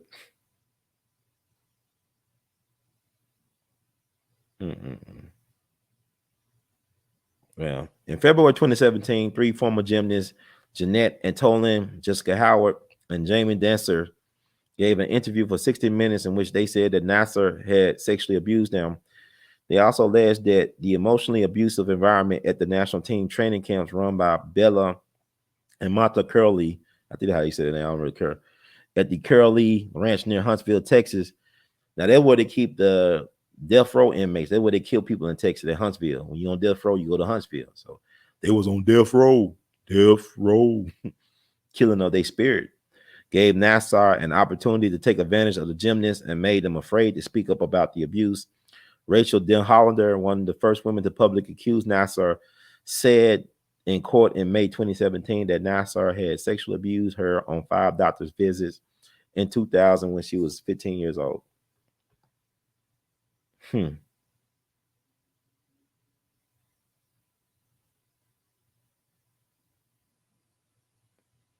Doing a 60-minute, okay. Whew, man, it's just, y'all can look this stuff. Doing a 60 Minutes interview, Olympic gold medalist Ali Razman said that Nassar had sexually abused her. Razman said that Nassar molested her when she was 15 years old. Gabby Douglas sent a tweet saying that dressing in a provocative sexual way incites the wrong crowd. She was criticized for it by fellow Olympic teammates Simone Biles and others who interpret the tweet as criticism, harassment, and victim shaming. Douglas later apologized for the tweet and said she was also a victim of Nassar abuse. Even Gabby Douglas abused by Nassar? Interesting. Whoo, boy, this guy.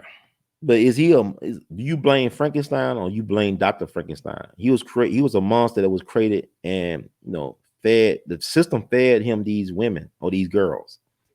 They fed it to him. So you can't can you blame Frankenstein for being Frankenstein, or do you lay the blame at the foot of his creator, doctor? Who created him? Who's the Dr. Frankenstein? Oh man. Former national team member Maggie Nichols also said that Nassar abused her. He connected with her on Facebook and complimented her appearance on numerous occasions. I was only 15. I just thought he was trying to be nice to me, and that this behavior was part of his grooming process. According to court filings and interviews, Nichols and her coach Sarah Jancy reported Nassar to U.S. gymnastics officials on June 17, 2015, after the coach overheard Nichols and another gymnast talking about Nassar's behavior. Simone Biles came forward shortly after with accounts that she too had been sexually abused by Nassar. Jordan Weber, made an impact statement in Nassar's court sentencing, in which she also accused Nassar of sexually abusing her during her time at U.S. Gymnastics and talked of its effects. So let me put this bozo's picture down. God, really? So this is what you're dealing with. So this is a backstory. You got a system that protects this predator, and yet it shames the victim. Y'all Simone Biles. Oh my God, she's just a weakling. I mean, think about it. She has won over 30 medals. She has set the standard so high, and she had to deal with this trauma all that time of this man taking advantage of her by abusing his position. It's been proven in court law. See, y'all, I don't see everybody up in arms about this. I mean, yeah, it was good that they finally got Ed Buck. So y'all trying to tell me that Bill Cosby was alone in this conversation? Hell, even R. Kelly, he had his day in court and won. And they keeping him as a prisoner. And that's wrong how they doing R. Kelly. And, people said, I heard some other things. It's not about R. Kelly proving that he's innocent. It's about the state proving their case. If they don't have any evidence to prove their case, if he can't have his day in court, if they won't allow him his day in court, they're abusing their rights. They're abusing his rights, excuse me. But with this guy, Dr. Nassar, evidently there's a paper trail, and people been complaining about this guy since the 1990s. And the so-called powers that be did not do anything until 2015 about this cat, because the media got aware of it. I'm talking about the Tuskegee experiment. They were operating like that with impunity for what? When they shut that thing down. It was for decades, right? You had Nurse Eunice Rivers, a black woman, abusing black men like that, being used as a tool of the state. That was going on for decades until the Washington Post did their story about it in the 70s and then got shut down. So the powers that be knew about this guy victimizing and taking advantage of these young girls, and yet they did nothing until it leaked out to the press, because it's about perception. It's not about right or wrong. It's about image. It's about perception at the end of the day with these demonic institutions. Like you look at the Vatican, there's over 1 billion Catholics in the world, right? But why are you still feeding your kids to these people if you know about the history of this child abuse by the priesthood? They have done movies and everything about this, documentaries about this stuff, and yet people still are sending their kids to Catholic school and to the church and having them become choir boys. Think about what happened with the Boy Scouts, right? But it is what it is. I mean, we live in an upside down world. There's a lot of contradictions, right? So if we're going to talk about Simone Biles, let's talk about Dr. Larry Nassar. Let's talk about the hypocritical nature of the Olympics committee and all these other folks that say, well, you can't smoke weed. And I'm not trying to defend Miss Richardson by any means, because she knew the rules, but yet y'all don't have any moral code that y'all uphold. Y'all have no ethics when it comes to protecting the athlete, in particular black bodies. Y'all have no ethics or concern. So y'all want Simone Biles to be perfect, but yet she's been abused by folks who should be having her best interest. And people, oh, she's weak. She's not weak. That's why I say I'm not going in on her like that, because she don't deserve it. And people make up their little conspiracies and all this stuff. But I'm just saying this happened in a court of law. This been proven this guy was a monster. He's got life. He's not getting off. He leaving prison feet first. He's gonna be dead man before he got out of prison. But oh, is he though? Check this out. Check it out. Got to show y'all something. See, it's a different man. The games. Like Baba D. Gregory would say, the games. I'm gonna read this to y'all. And if you like the words from Brother Herb, please spread the word. I'm talking loud. Maybe this will be the last hour. Like what I said, I'm talking about Sonny Liston. Oh my God. I had to close it down, get some rest, I guess. I don't know. So y'all see this?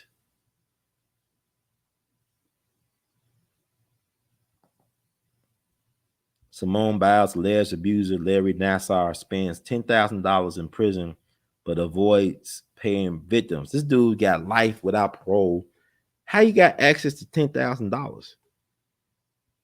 Because it's the game. It's a game, man. He got supporters. He's been having powerful supporters for years, like institutions like Michigan State University, U.S. Olympics Committee, the National Gymnastics Association, whatever, the women's gymnastic team. They've been supporting this monster.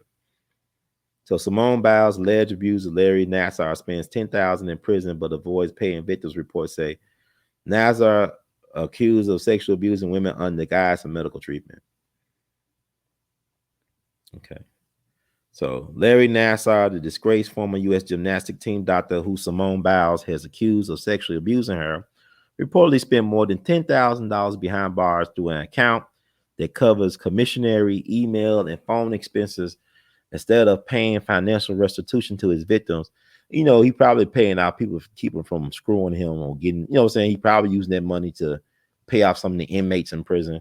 You know, they don't like child molesters in prison. So, I mean, he do what I got to do to keep him off him. The revelation emerged Wednesday as U.S. prosecutors asked a judge to order the Federal Bureau of Prisons to transfer all money in Nassar's prison account, about $2,000, to help provide restitution to 5 victims as part of his 60-year child porn sentence, according to the Associated Press. He said Nassar, who was also convicted in state court of sexual assaulting female gymnasts, has paid only $300 in penalties, despite receiving $12,825 since he was incarcerated in a federal prison more than 3 years ago. He paying for protection, y'all. The notion that anybody in the Justice Department would let this happen is just revolting. John Manley, a lawyer who represented some of Nassar's alleged victims, including Biles. So Simone Biles is on record a victim of this predator. Told the Washington Post. That's his picture. That boy looked like. I'm gonna leave it alone because I had thought of something. Oh my God, he looked like Leo Frank. Like it's like he's like the reincarnation of Leo Frank. And y'all look up Leo Frank. Yeah, if y'all know anything, especially those folks down in Georgia who Leo Frank was, he looks like Leo Frank. But I'm gonna just leave it at that. Woo boy. The timing of this, with my client being unable to compete because of what happened to her, couldn't be more upsetting. So this just came out that he was getting all this money that he was using in prison. They're allowing the worst child predator in American history. Now he's the worst child predator, maybe, to spend thousands of dollars on himself and pay $8 a month to his victims. He added, something is completely broken and needs to be fixed.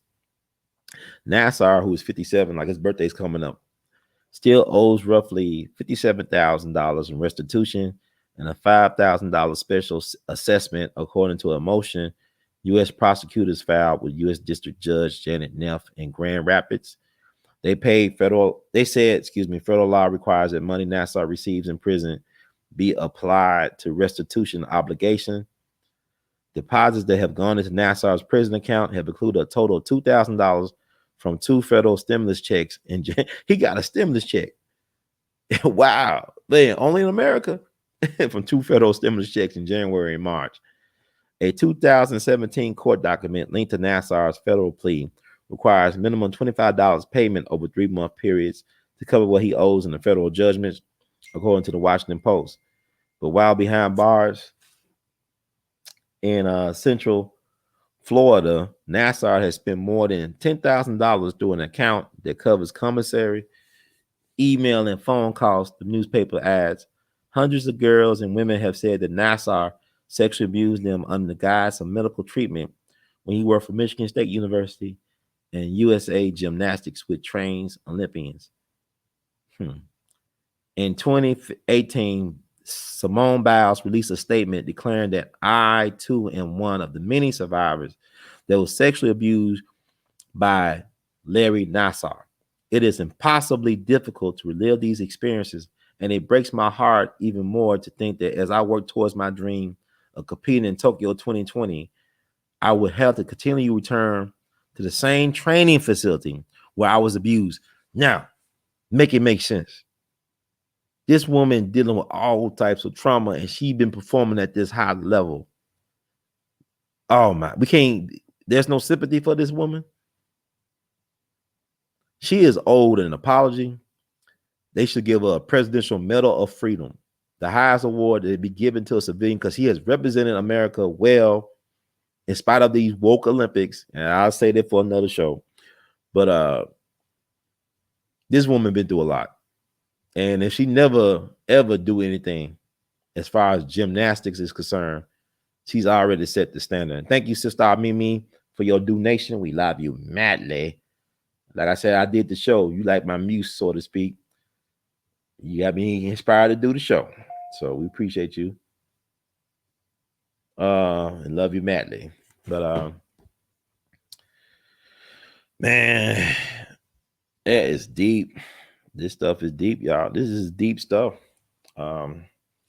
So why are all these people not talking about that? All these so-called talking heads. That's why I don't like to do shows about this type of stuff, because I like to see how the dust was settled, because everybody got the same talking points. Oh, she's not a patriotic. She's a weak. This is a weak generation. She been through getting molested by one of the worst serial predators on record in American history.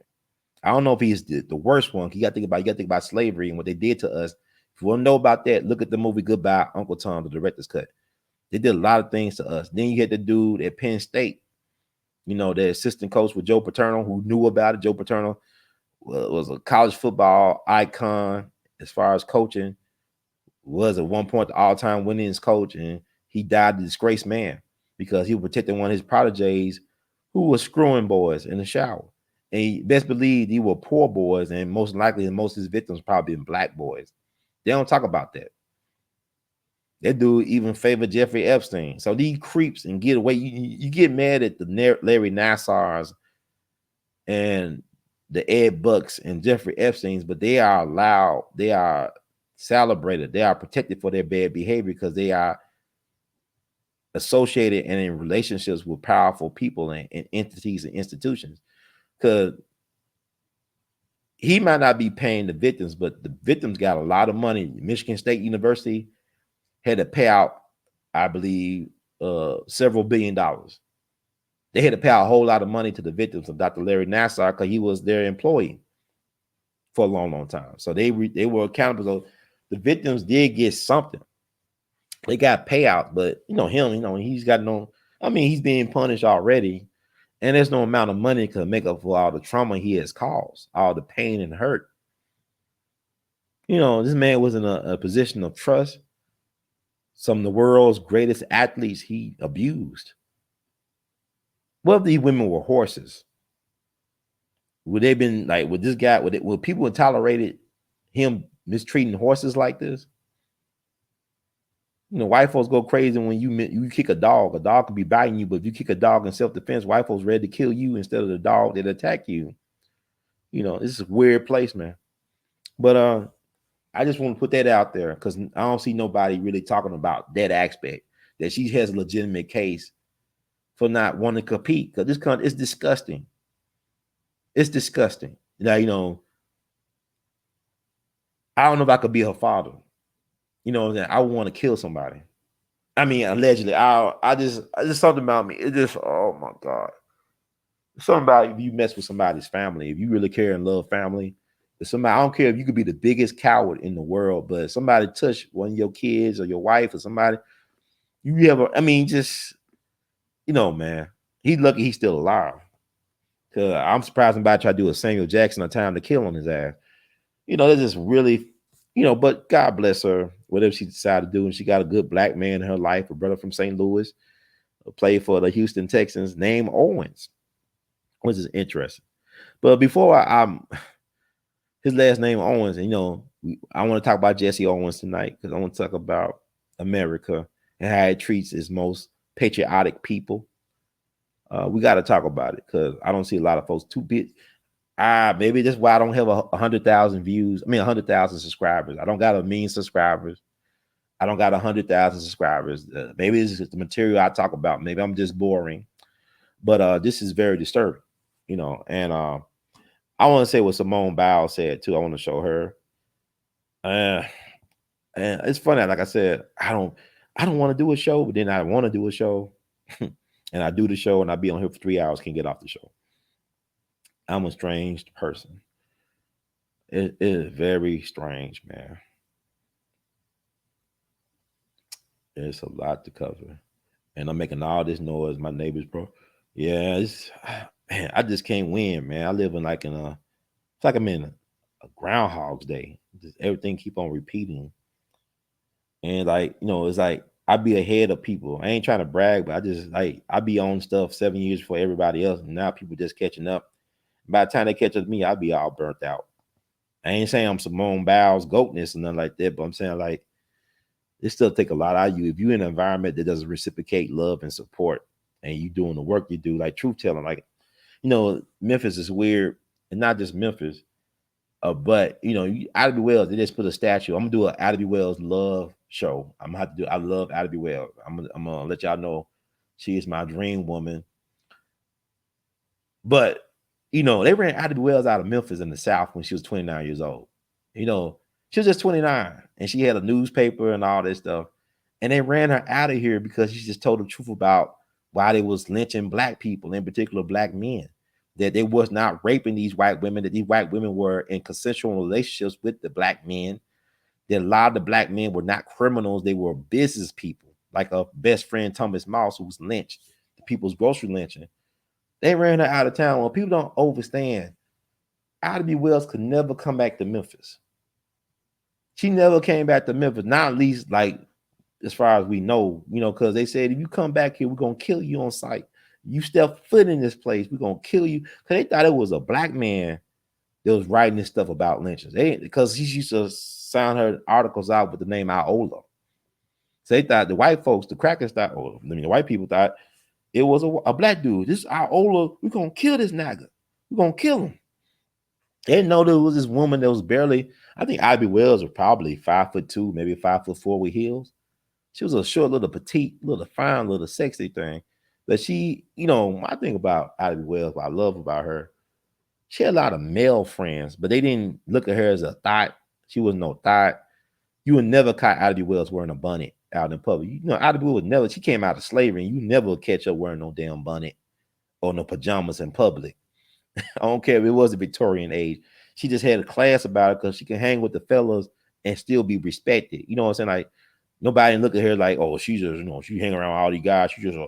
She a thought. Nah, they knew she was very intelligent, very honest, beautiful sister. And the brothers had her back. They love her. The brothers love Ida Wells. I love Ida Wells. And she a Cancer, so I knew I had a chance because she's a Cancer. Women love me. I come from, I knew I would have had a chance. I ain't worried about it. I would have killed and died and all that for Ida. She was a amazing black woman. But they ran her out of Memphis. She could never come back. She never came back here. They ran out of here before she turned 30 in July 16th, 1819. They ran her out of here. So America always eats is young. So people want to demonize Simone Biles. And look at what she Look at how she was not protected. She was just a cash cow, the goose who laid the golden egg, and everybody just taking advantage. Everybody taking their field and their chance. No, this is why I had to do the show, because this bothers me that nobody's really talking about that aspect. To see, you want to demonize Bill Cosby. Everybody got something to say about Bill Cosby. All this evidence they had against this man, he can't help but say he was guilty. Bill Cosby did a civil disposition and he's guilty of telling the truth. He didn't slip nobody on damn Quaalude. You can't slip a Quaalude. Too damn big. He can't have. Well, I got the pudding pop and the Quaalude and picture pages. Come and get your picture pages. Come and get your pads and your pencils. No, he couldn't slick nothing. His thing was he never admit to drugging no woman. He said he had stuff as a party. Read the civil deposition. Okay. Oh man, he did all this. I be hearing people, black folks, so-called elders, repeating the same bullshit. And I don't want to correct them because I said they entitled, but I said that's why we fucked up as a people, because all y'all can say we just why we got to vote. Why are we voting for? Just because we just got to vote because everybody died for the vote. No, Thomas Mouse didn't die for the right to vote. Thomas Mouse died for the right of self-determination to control his own business. Most black people who were lynched were businessmen. They ain't say nothing. They died because they tried to vote. Nah, they died because they was in competition with white people, and they were better at business than a lot of white folks in competition. So they killed them. You know, black folks been killed for land, you know, all the time. Robert Johnson's stepfather owned a whole bunch of land in Mississippi, and these Italian boys named the Machete brothers. I think they named Machete brothers, and they were Italians or Marconi, whatever their name was. They basically did a hostile takeover over Robert Johnson's stepfather's land, and he had moved to Memphis in fear of his life. He lost all his land, did not get compensated for it. So Robert Johnson, actually, his stepsister wrote this amazing book. They have yet to read, but I'm gonna read it because it's Black August, and she talked about her brother Robert Johnson, and she provided a picture that was not well known that she kept for herself. She's almost 100 years young, so she kept this picture, I guess, for this book. It is an amazing picture, Robert Johnson, not being this mythological person, but being a human being. She painted a humane portrait of Robert Johnson. I know one person was disappointed who was a supporter of the author, the co-author, Preston Lauderback. Shout out to him. But he said, well, I want to know some. She didn't know. I said, but she knew the Robert Johnson that was the family Robert Johnson. She knew him as her stepbrother. They'll come around and visit the family and play Christmas songs. She didn't know that other side of him, the womanizing side, the dark side. You know, everybody got a dark side, but I digress. But let's talk about Simone Biles a little bit more, and I'll keep it moving. Thank y'all for being patient. I know I could run on tangents. I can believe it's getting almost to 3 hours. I'm about to shut this down. Even though I don't get to everything, I'll get to it next time. But I want to talk about Simone Biles and her reasons that she gave. You know, and really after reading about Dr. Larry Nassar, this Joseph Mengele type of cat, or J. Marion Sims monster, she didn't really have to. She just said, "I'm not gonna perform."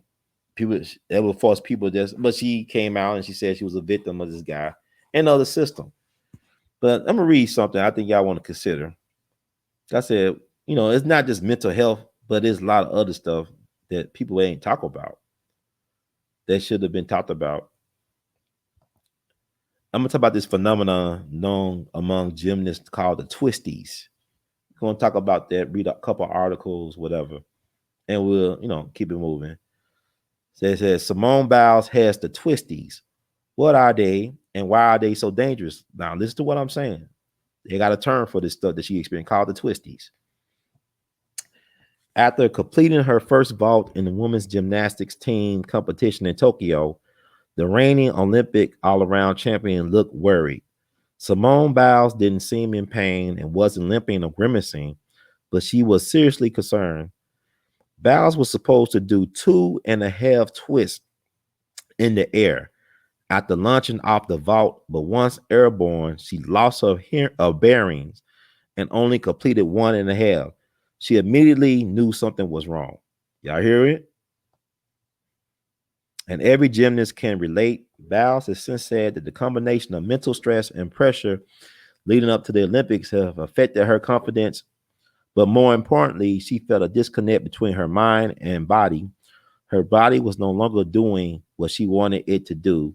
Whatever the trigger, gymnasts call this the twisties. Okay.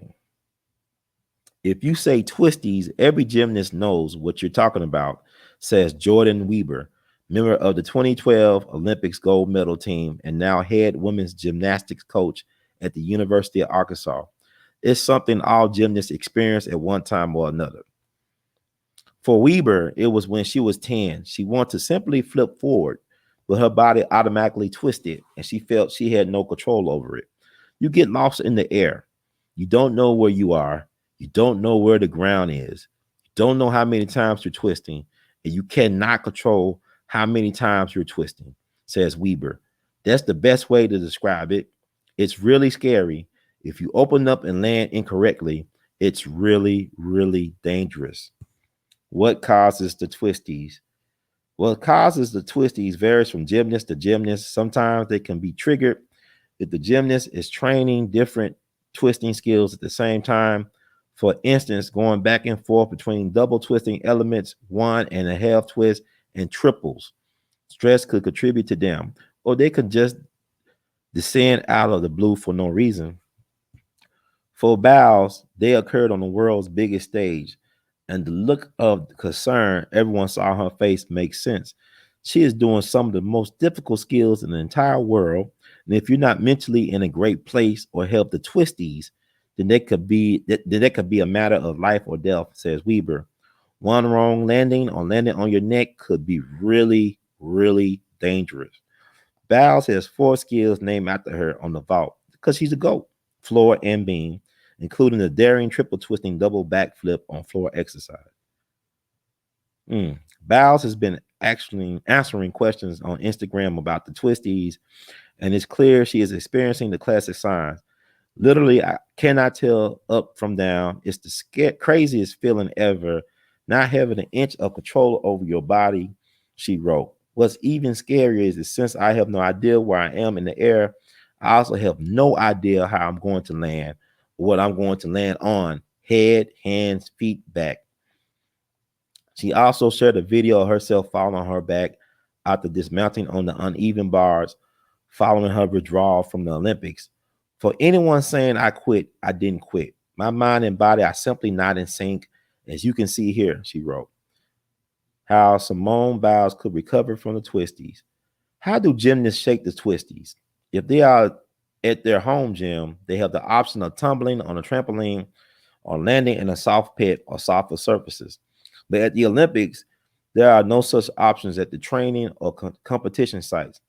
Biles has been posting clips of her at a local gym in Tokyo with a soft pit of foam blocks where she has been practicing to overcome the twisties, but even she doesn't know when they'll resolve. For Weber, it took several days of landing all her flips in a soft pit. It didn't help that her coach wasn't sympathetic and pressured her to get over whatever was keeping her from training properly. Sometimes it takes stepping backward, resetting your skills, and working backward to work back up to where you were, she says. My coach wasn't supportive and got mad at me, which made it more stressful. I wasn't feeling great about it, and I was feeling even worse because my coach was mad at me. Simone is getting the support and empathy she needs and was able to pull back out of the event for safety of herself and the betterment of the team. And that's really a good thing. Even Biles can't predict whether she'll be able to compete in the event finals. She qualified for all 4 events: vault, floor, uneven bars, and beam. Sometimes the twisties resolve themselves after a couple of days, as they did for Weber. Sometimes it takes weeks, and sometimes gymnasts never feel the same in the air. Whatever happens, whether she competes or not, we're supportive of her, says Weber, and we're proud of her no matter what. So we all know she didn't compete. She pulled out completely. But I think that's important. That should be considered because I think about what she said, and your mind is such a powerful thing. If you don't control your mind, you can't control anything else. You think about a person who had a stroke. I mean, you could be a brilliant communicator, but if you had a stroke, you got to relearn stuff over again in terms of communicating. So that's a struggle. And then your mind, like, like you look at a lot of great basketball players. Like they talk about Giannis, people was impressed that he was able to make all them free throws at the end to win the championship, but he has a hard time completing free throws. And a lot of that thing is a mind thing. I mean, you could shoot everywhere on the floor, but you can't make a free throw. It's a free throw for a reason. Guy even think about Nick Anderson, as good as he was, like, but their finals against the Houston Rockets, their first game won, he missed all them free throws at the end. Normally he would probably make those free throws, but he missed them for whatever reason. And even on, I'm not that far from Bill Street, and we got cats known as, I guess they flippers, right? These are guys that are very athletic and acrobatic. They be flipping on Bill Street with no type of mats. No, they just going in the middle of Bill Street. They be flipping. They got no mats. I mean, they could land on that street the wrong way. They just up in there twisting and flipping. So, I mean, people don't really, truly don't have an appreciation for Simone Biles if they think that she's weak or that she quit. I mean, the woman knows her body better than anybody else. She did what was right by her, because I think people would be feeling bad if she happened to do miss her twist or lose control of the body and she hit her neck or whatever and become paralyzed.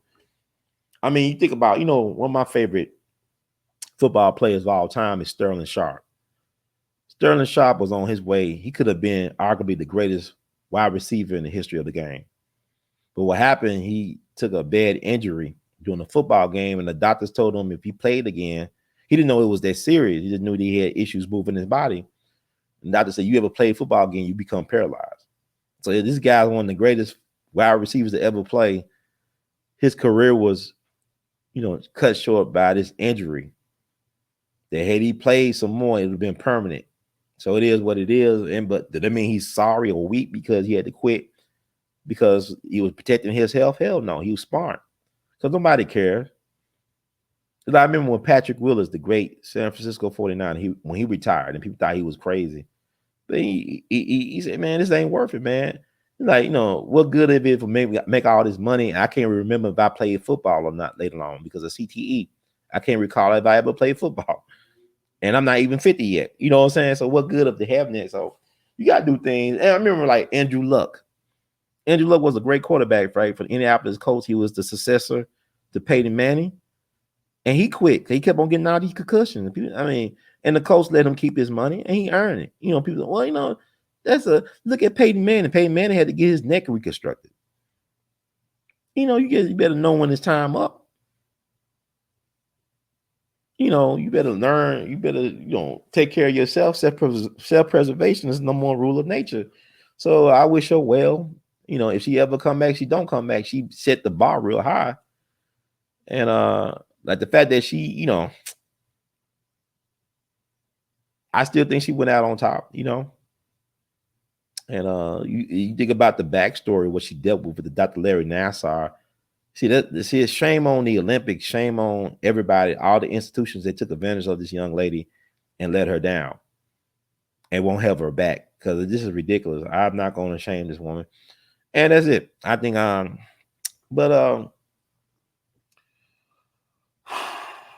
I think about us as Black people. Like we the most patriotic. We fought in every war. We gave America, like Du Bois said, one of the greatest gifts that we gave America was the sorrow songs, which led to America's music, like jazz and blues and pop music and all that stuff came out of Black people. And we even invented ice hockey. So we did all this stuff for this country and for this continent, and we don't get no credit. We get all the blues and all the complaints and all the excuses why they can't right or wrong, why they can't honor us. But I mean, I think about Muhammad Ali when he was boxing for America for the Olympic gold in Rome. He won the gold in boxing back in 1960. He supposed to have been a national hero, right? But when he come back home to his hometown of Louisville, he came to eat at the lunch counter at the downtown restaurant. And he threw his original Olympic medal in the river saying, what good is this if they treat me like this? What good is it to win this, to represent America when America don't love you? Jackie Robinson, another American hero. He never stood. Y'all talking about Colin Kaepernick? Let me please. Jackie Robinson refused to stand and salute the flag during the national anthem. He talked about it for his reasons in his autobiography. He never saluted the flag. You trying to say he's not a hero because he never saluted? This man was court-martialed because he refused to move to the back of the bus on a military bus down there in Fort Hood, Texas. Y'all know anything about Fort Hood, Texas? That's a crazy place. All them folks end up missing and getting killed. Just look, mass shootings, folks end up missing, getting killed down in Fort Hood. Name out a Confederate general. He was ready to throw down with the MPs, the military police, on that bus. He was willing to put his life on the line because he wanted to be respected not only as a black man, but as a man, as a guy serving his country. And he won the court martial. But look up some of the stuff, like the transcripts of the trial and what people said that went down with Jackie Robinson and the MPs and the other white folks on the base. Jackie Robinson wasn't going, but yet y'all think he was soft because of the way they portrayed Jackie Robinson. But Jackie Robinson refused to stand for the national, salute the flag, or stand for the national anthem. And he told his reason why in his autobiography. And that's another thing that I want to talk about. Because like Simone is dating a brother named Jonathan Owens. That's his name. Yeah, he's a football player for the Houston Texans, a wide receiver. And a shout out to that brother for standing with his woman. Because we need more. And that's the problem now. America is paying the price for emasculating black men. America is paying the price. When you emasculate black men, you get this type of America. And black women are being masculine. They forcing our women to be more masculine than they should. And that's another thing. I mean, y'all remember like how they did the Williams sisters. Like, you know, I talk about the King Richard movie coming out where Will Smith is playing the Williams sisters' father. But what I want to talk about too, people got a short memory how they treated the Williams sisters. They were dominating tennis at one point. Serena is arguably the greatest tennis player of all time, arguably even man or woman. You know, even Sister Venus also was great, but they were like saying that they were not even women or girls. They weren't female. They were apes. They were subhuman. You know how the press call them ugly. All this BS. You wonder why Serena Williams is like the way she is now. Look at all the abuse that was hurled at them.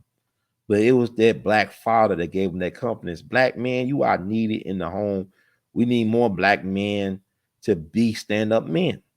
I know it's hard to be a stand-up black man. They just breaking us, butt broken, boat brack mountain. They just destroying us.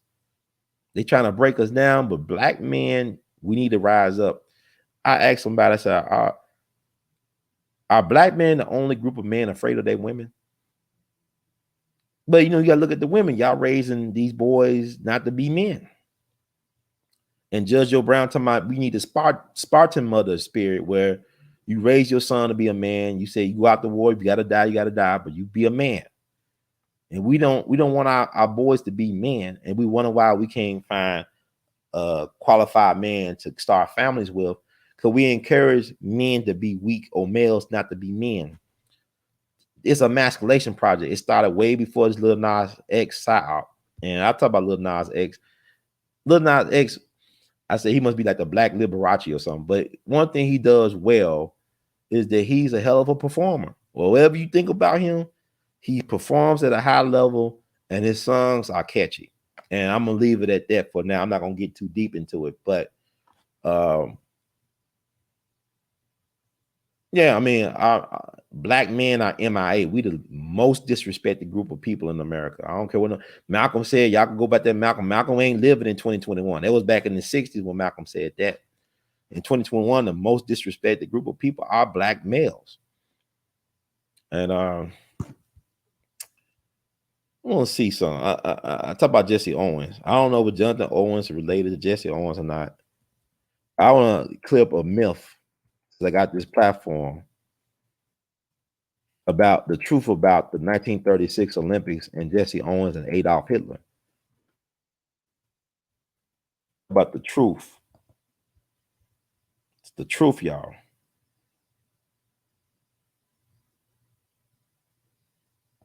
I'm going to read this from the History Network. They wrote an article about this. The great Jesse Owens, he deserves his respect. Oh, man, I can't believe I'm on this for almost 3 hours. There's so much to cover, and it's not being covered. And I just want our black people to step our game up in terms of telling these information to our people about this stuff and giving a different narrative. Our people need to know the truth. They need to learn the truth.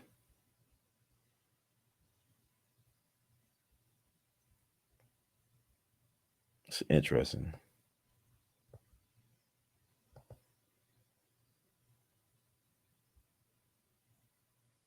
Let's see. As we all be news free Dixie for the 21st century.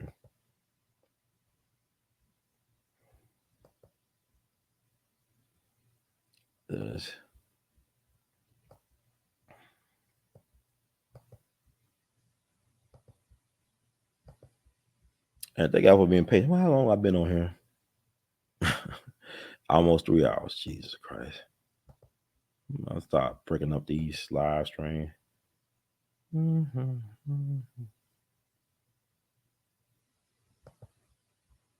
This is it. Okay, yeah, I want to put this picture up as I talk.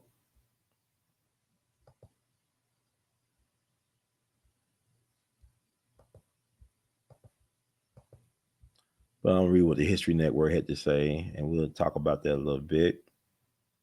Like the myth about Adolf Hitler and Jesse Owens.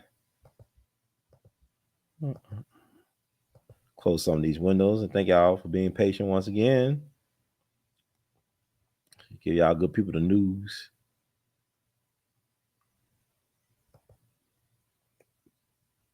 Oh, man.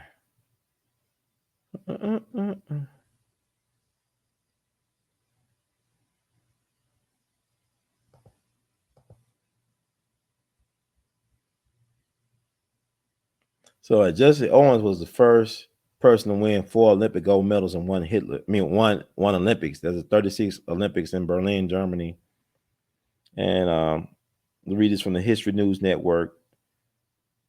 It's from January 2016, I think, by Rick Shankman. Everyone knows that at the 1936 Olympics, Hitler snubbed Jesse Owens. As the story goes, after Owens won 1 gold medal, Hitler and since stormed out of Olympic Stadium so he wouldn't have to congratulate Owens on his victory. Such a performance would have been perfectly in character, but it didn't happen. William J. Baker, Owens's biographer, says the newspapers made up the story, the whole story. Owens himself originally insisted it wasn't true, but eventually he began saying it was, apparently out of sheer boredom with the issue. The facts are simple. Hitler did not congratulate Owens, but that day he didn't congratulate anybody else either, not even the German winners.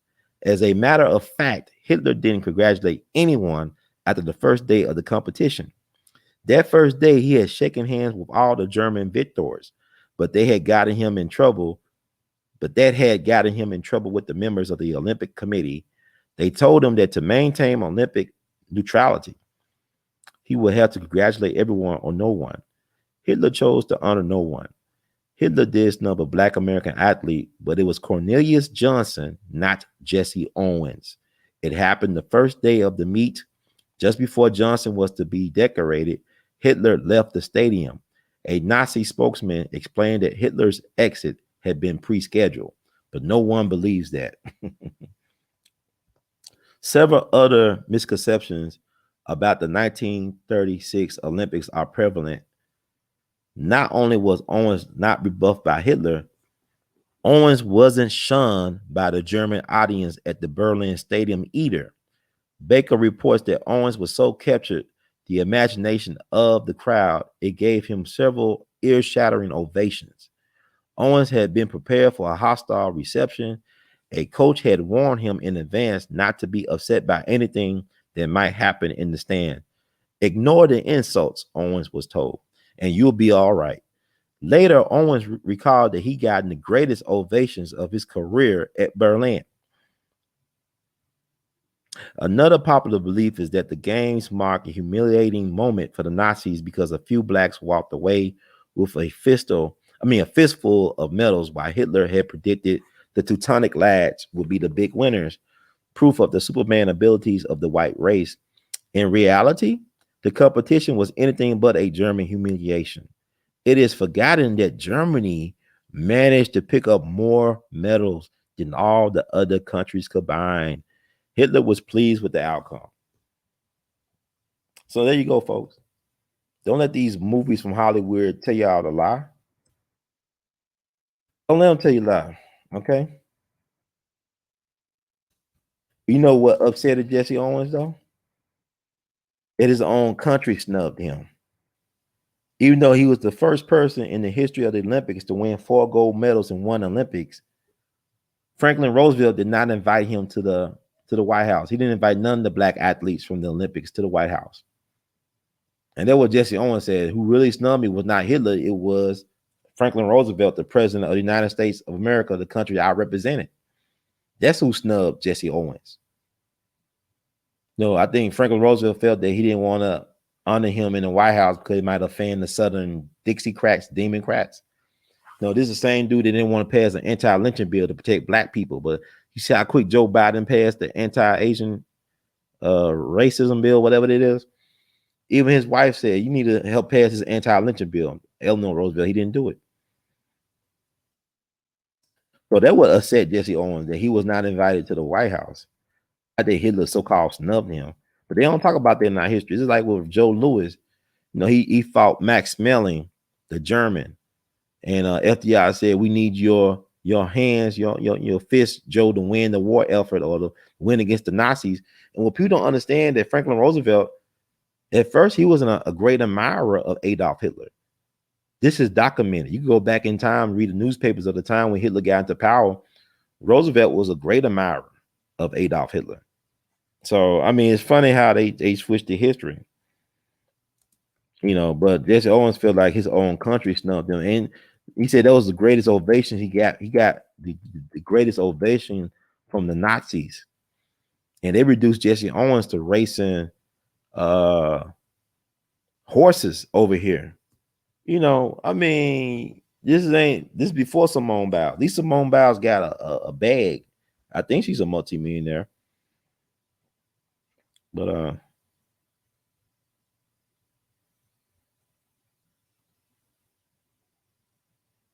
I'm gonna read this part. I got this for done. Owens later wrote, my whole life was wrapped up, summed up, and stopped up by a single incident. My confrontation with the German dictator Adolf Hitler in the 1936 Olympics. The lines were drawn then as they had never been drawn before or since. The Germans were coming to represent everything that free people have always feared. It is not clear whether Hitler snubbed Owens by refusing to acknowledge his victories. The record suggests this reading is wrong, or at best doubtful. There are reports of a Nazi salute, a wave, or a handshake, yet there is no doubt at all about the hurt inflicted on Owens by the neglect of U.S. President Franklin D. Roosevelt. Owens received no telegram of congratulations for his record-breaking haul of medals. On his return, there was no invitation to the White House to shake hands with the president. That honor was reserved for white Olympians. Owens even had to attend a non-presidential reception in his honor with his mother at the Waldorf Astoria, using a goods lift. Wow. Was Roosevelt, architect of the New Deal, a closet racist? According to one account, FDR segregated black and white servants at the White House at mealtimes to stop them talking.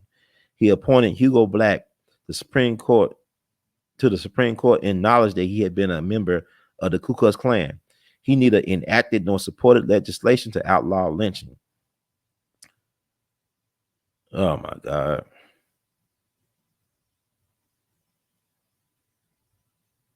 The U.S. Civil Rights Movement was still at least 2 decades from building up ahead of steam under Martin Luther King. In 1936, more than 70 years after Abraham Lincoln had declared emancipation of the slaves who had fought for freedom on the Union side in the Civil War, American society was still rife with racial discrimination. Owens had experienced this reality all his life, from his impoverished Alabama childhood to his growing success as an athlete at university. Though he was the first black captain of the Ohio State University athletics team, he had to live off campus, shower separately, eat at a designated black-only restaurants, and stay in black-only hotels while traveling. After confounding Nazi racial theories at the Berlin Olympic Stadium, it was hurtful to return to his homeland and find clear signs of similar attitudes. Yet he did not seem surprised. It's sad, man. He said of the experience, I spent my whole life watching my father and mother and older brothers and sisters trying to escape their own kind of Hitler, first in Alabama, then in Cleveland, and all I wanted now was my chance to run as fast, jump as far as I could, so I never had to look back.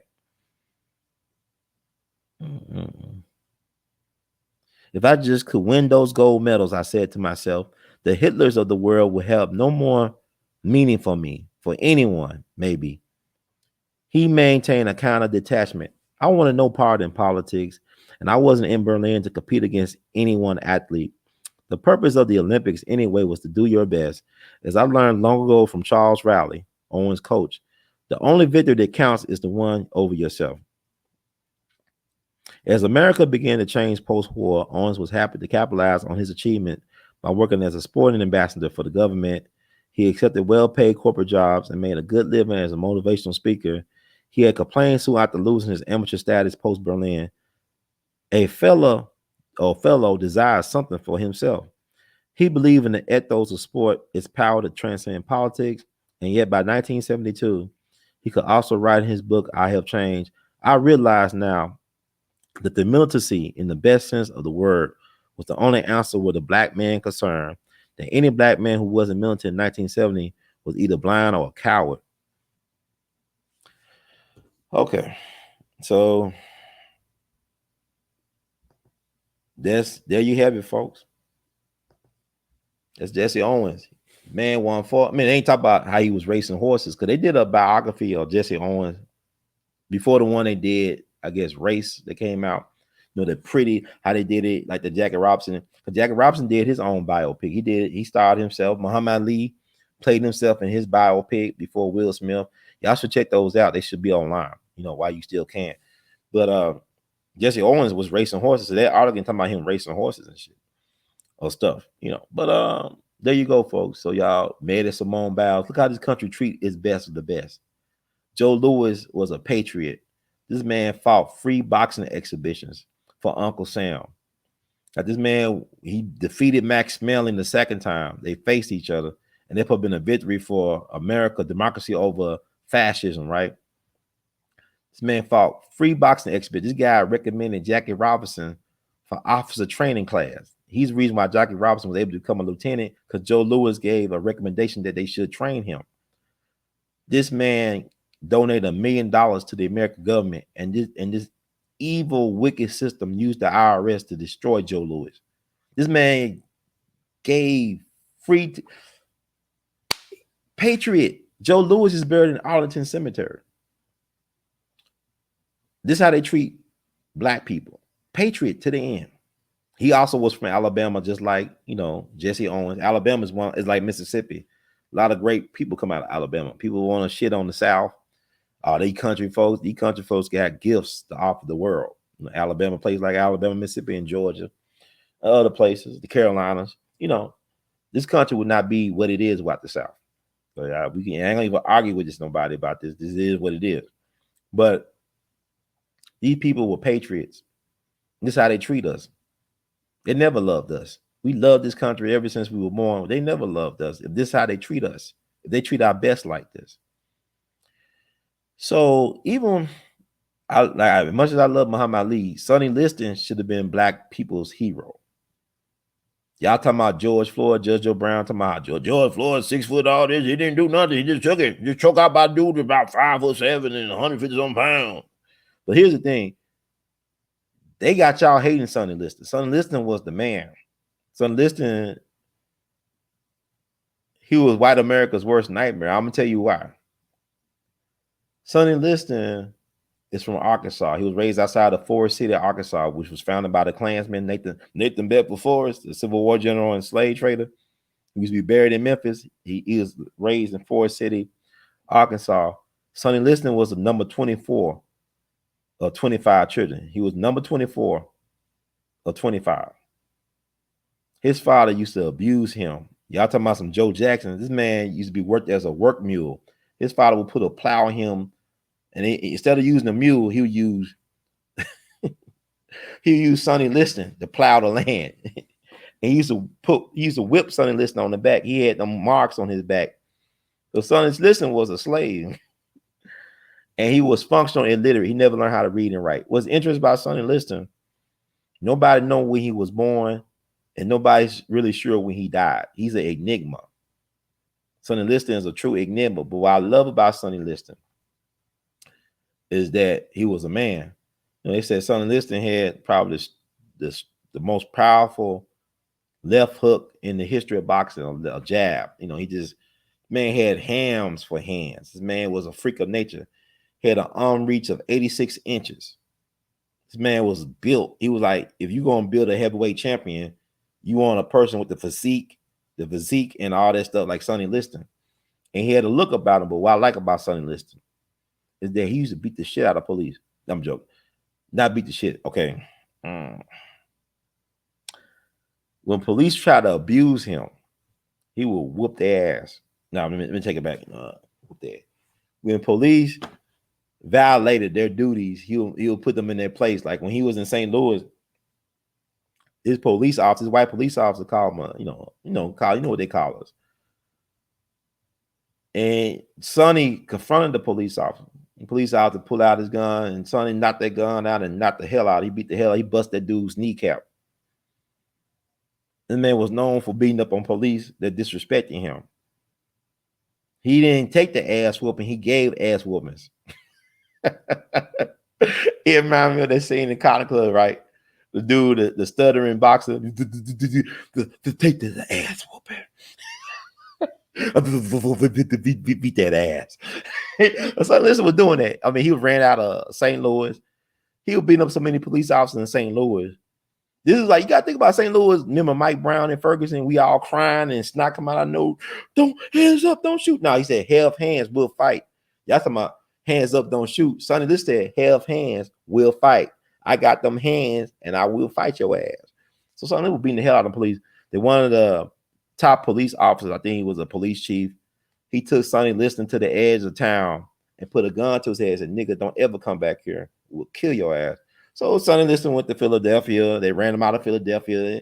Police always was messing with him. He was being talked about police because one thing about Sonny Liston, he was a mob enforcer. Like the mob really, they sponsored his career. But if you were a boxer back then, you had to deal with the mob. The mob controlled Madison Square Garden. You had a dude named Frank Carbo, who called Mr. Gray. He was a hitman for Murder Incorporated. You know, the same Murder Incorporated of Bugsy Siegel and Meyer Lansky and Albert Anastasia and Louis Lepke Buckhalter.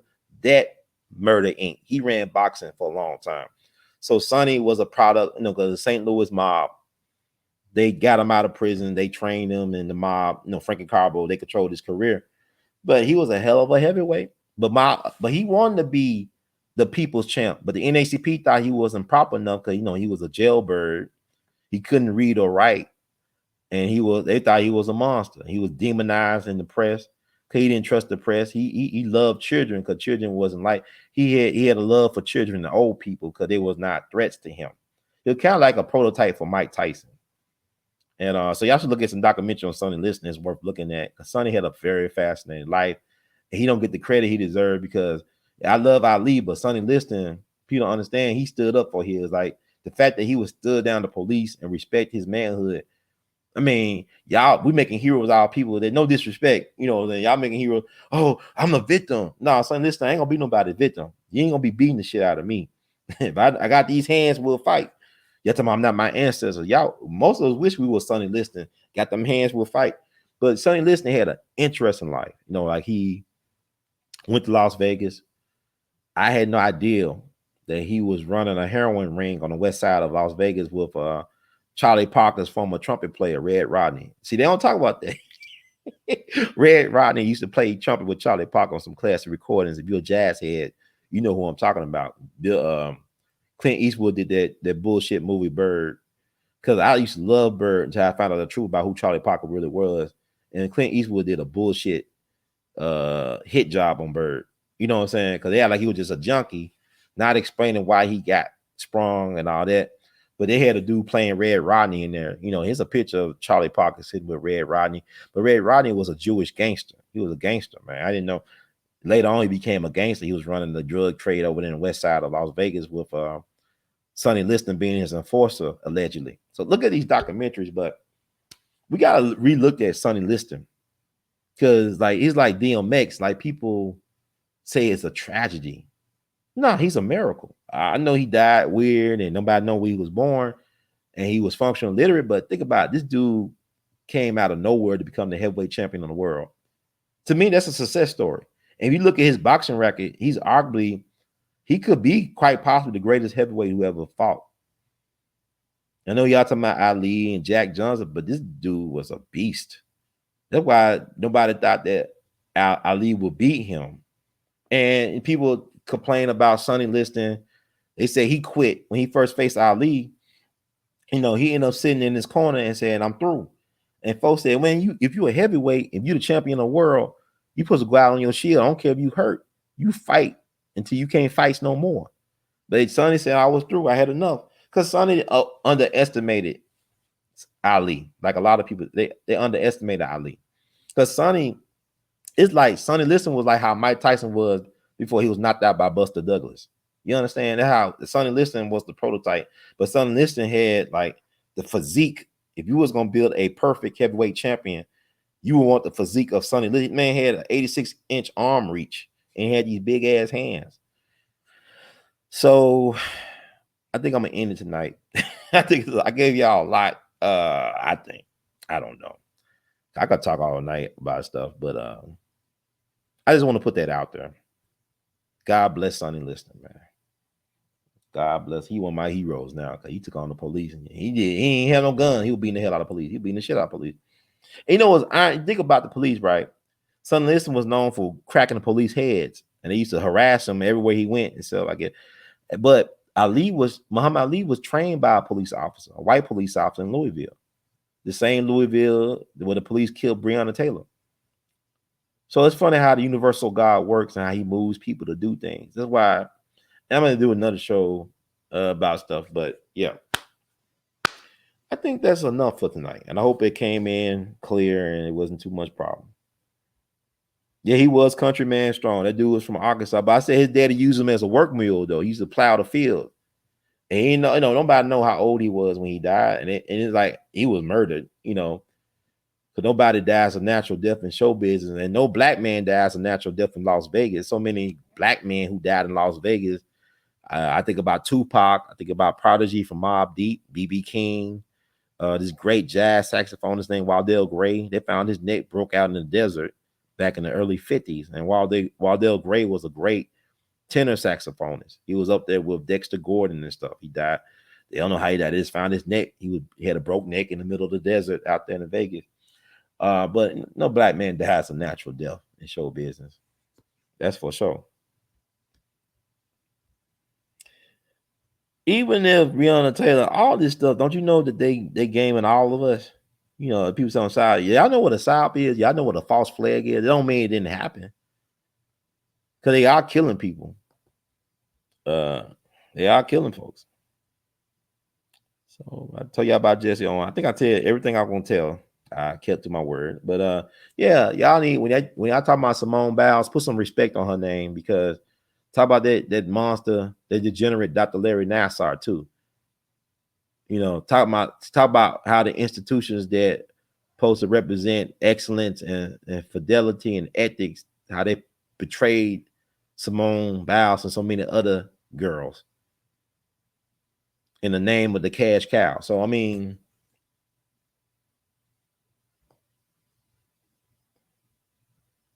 yeah, there's two sides to every coin. And Jack Johnson wasn't, and people like, Jack Johnson loved white women. He was married, and y'all can find it. I know he was married to at least one black woman, and he might have been married to two black women. And he said, "The hell with that." He said he had enough of the sisters. His mama black, but damn, he gave y'all a chance. He said, I married two black women, and they did me like I'm going to the white girl. And it doesn't discredit what he did, but why I didn't like how Jack Johnson handled his heavyweight championship, he refused to fight black contenders that were legitimate contenders for the crown. He would not fight other black heavyweights of his era who deserve a shot at the heavyweight title.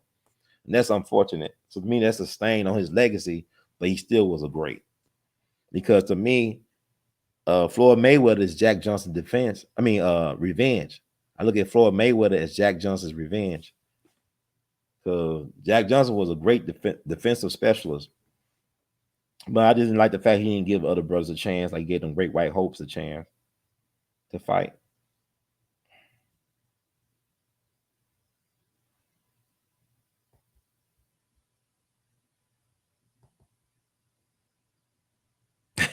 Well, I'm surprised they didn't kill him, you know, because Sonny Liston wasn't backing down, man. He had no fear. But like Sonny said, I heard or read or whatever, I don't know if it's true, but they said it was true that his shoulder was messed up. That's why he said it out with Ali. He quit. He quit. You know, he didn't come out of his corner. I believe he separated his shoulder or whatever. Man, you know, like I said, he knew his body better than we knew it. You know, like Simone Biles understand or understand her body better than anybody else because that's her body. And she know it ain't right. It ain't no point of you just killing yourself for people that don't give a damn.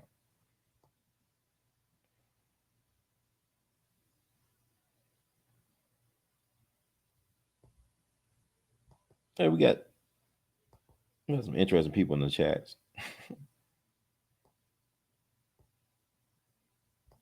I guess y'all already got to him. I don't know what that was.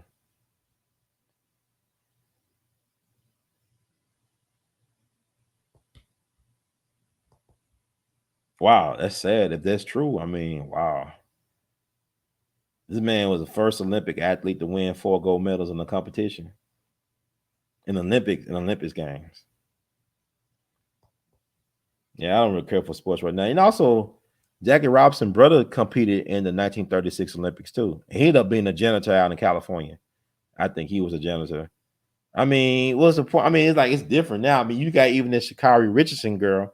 She ain't competing no Olympics, and she already a millionaire. She got them endorsements. I don't know. But I'm saying it's times to change, and some things never change.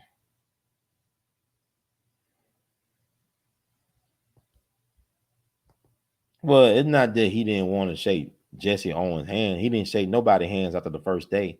They told him you can't, if you want to acknowledge the other competitors in the games, and you only acknowledging German victors and participants, then you can't, you know, shake nobody. I mean, Hitler decided he ain't gonna shake nobody's hand after the first day. He didn't snub Jesse Owens. Jesse Owens was snubbed by America. Franklin Roosevelt did a disservice to Jesse Owens. And America, they disrespected Jesse Owens, not Adolf. He said he got the greatest ovations from from the Germans. They applauded his victories more than his own country did. That's disrespectful.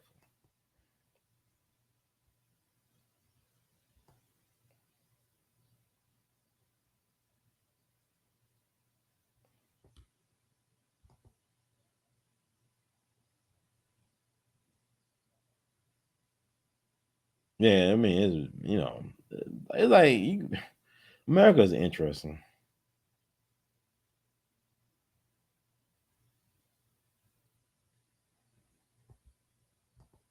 We love you madly back, brother G Mars. I think you know, G.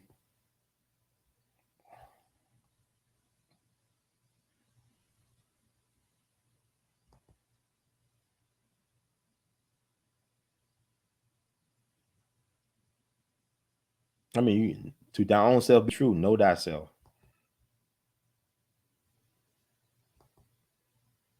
Like I'm just going through it. Thank y'all for tuning in, but I'm about to wrap it up. It's been over 3 hours.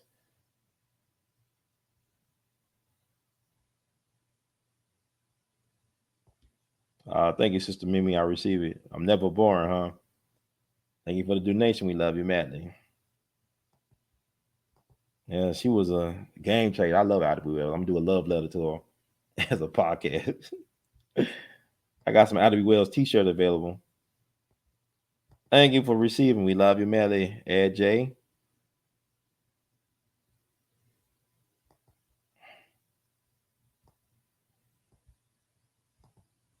I don't know too much about her family. I'm just learning more about Simone, but she does have a boyfriend who's a black man who loves her and stands up for her. And I like what he did on his social media account. Shout out to Jonathan Owens. I wonder if you related to Jesse Owens.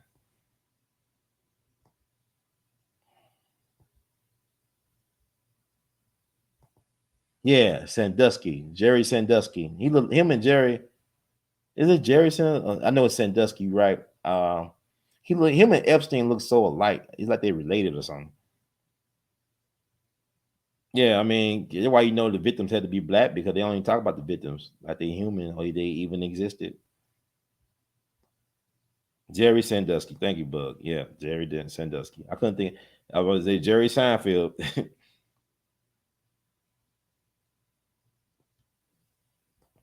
Yeah, even Joe Paterno knew. That's why it said his legacy has been tainted by his association with Jerry Sandusky, because Jerry Sandusky not only was a coach under him, but also played football for him, from my understanding.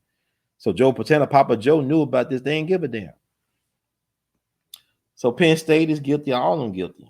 But I'm saying, like the Olympics, the U.S. Olympics committee team, they bunch of hypocrites. The national gymnastic people and all that. I mean, it's sad. And we had Simone Biles is the coward. She's the one that's the quitter.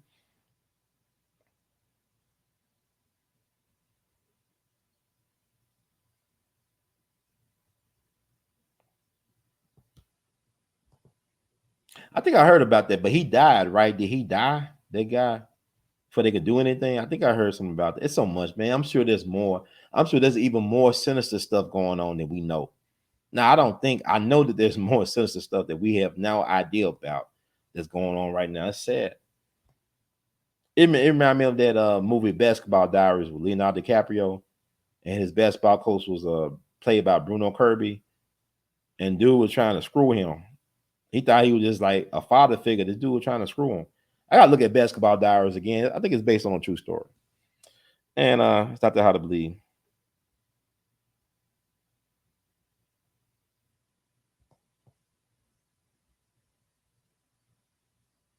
Oh yeah, I heard a little bit about that. Um, who knows? You know what I'm saying? Because LeBron, I don't know. Because LeBron, he's operating it in them levels. He's in those circles. Not saying he's in death circles, but there's levels to all this stuff, man. I don't know. It's like when that drummer accused Beyonce of being a witch or something.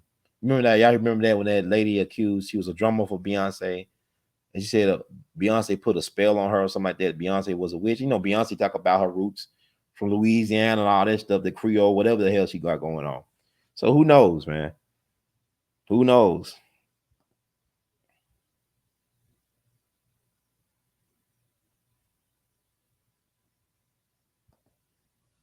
Yeah, because like you gotta understand, like the entertainment industry was built on exploiting black people, making fun of black people, like the origins of blackface. You had immigrants coming over here who couldn't speak a lick of English. They could get a job in blackface making fun of black people. You had a place called the African Grove Theater in the 1820s where you had black folks putting on plays. They were even performing Shakespeare. And one of the greatest actors from that organization was a guy named Ira Aldridge, who was born free in New York. And Ira Aldridge refused to put on the blackface. He left America and went to Europe and became one of the greatest Shakespearean actors of all time. He set the standard for Othello. And he's buried in Poland, I think. He died in Poland. He's considered a national hero over there. And this is Ira Aldridge. But you had white folks coming from Europe. They couldn't speak a lick of English, but they could get a job making fun of black folks who've been there forever. But like all this stuff, like Stephen Foster, oh Susanna, oh don't you come for me, oh don't you cry for me. I come from Alabama with a banjo on my knee. That's black folks stuff. That's our stuff. It's like people talking about George Gershwin, he's the greatest composer. It was a black man who taught George Gershwin how to play piano and compose. His name is Lucky Roberts. He was one of the great stride piano players of the early 20th century. He made his fortune. He became a millionaire by dealing real estate on the East Coast. But he was the one who trained George Gershwin how to become George Gershwin. And George Gershwin hero growing up in Harlem in New York was James Reese Europe, one of my favorite people. He used to listen to James Reese Europe play the piano in Baron Wilkes nightclub, or Baron Wilkins, I think, or Wilkes, whatever, nightclub in Harlem. And you look at Hank Williams Sr., his mama hired a black man named Rufus T-Tot Jones, I think. I know he went by T-Tot. He was hired by Hank Williams Sr.'s mom to teach her son how to play the guitar and to sing. And Hank Williams Sr. acknowledged that this guy was his teacher. And they got a memorial in the front of the cemetery where he's buried at. They don't know where he's exactly buried at in Lincoln Cemetery, which is outside of Montgomery, Alabama. But they got a memorial that was dedicated by the Grand Ole Opry and Hank Williams Jr. in his memory. And Hank Williams Jr. did a song called T-Tot that pays homage to his father's master teacher, who was a black man named Rufus T-Tot Jones. I think his name was Rufus Jones. He went by T-Top. But you can look up that song, T-Top by Hank Williams Jr., in honor of the guy who trained his father to become the so-called king of the country music, whatever.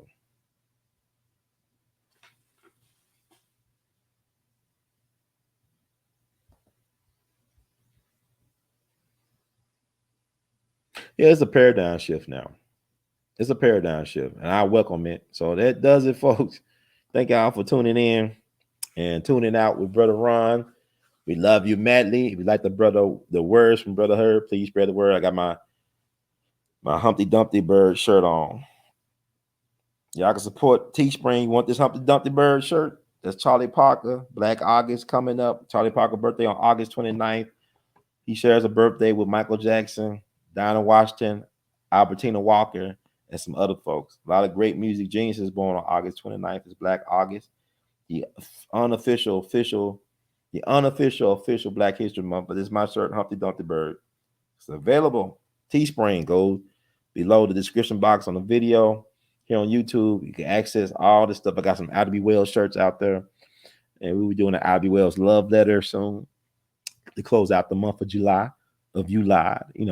Thank y'all for being patient. If you like the words from Brother Herb, please spread the word. Subscribe to the channel. Let's get up to 100,000 by the end of the year, so I can have me a little special show for my 100,000 subscribers. To me, getting 100,000 like getting 1 million subscribers, if I can get that. But anyway, you can show your support. Cash App, $R2C2H2, Google Pay, PayPal, and I think Zelle, R2C2H2 @gmail.com. You can Vimo your support at R2C2H2. And like you can buy Artivist Art, R2C2H2.com. We're Artivist Art. Go to our Teespring account, access that shelf below the description. And thank y'all for being patient, for tuning in and out with Brother Ron, and we all be News Free Dixie for the 21st century. And let me read my disclaimer, and we'll be on out of here. And thank y'all for being patient. I know it's been a long night, and I went 3 hours. Disclaimer. The views expressed by hosts and guests on the We All Be TV platform are not the official views, opinions, beliefs, or perspectives of We All Be News or the We All Be Group Incorporated. We All Be News is an organization that thoroughly believes in supplementing the information narrative that is usually supplied by the corporate news entities with those viewpoints and expressions which may be marginalized or ignored from a plethora of reasons. We are about informing the general public on alternative perspectives as it relates to news and information, and letting the general public be the ultimate judge in deciding on how to use said information. And informed citizens are responsible citizens. Thank you for your support. And thank y'all. Good night. We love you madly. Keep on producing and pushing. And know that the best is yet to come. One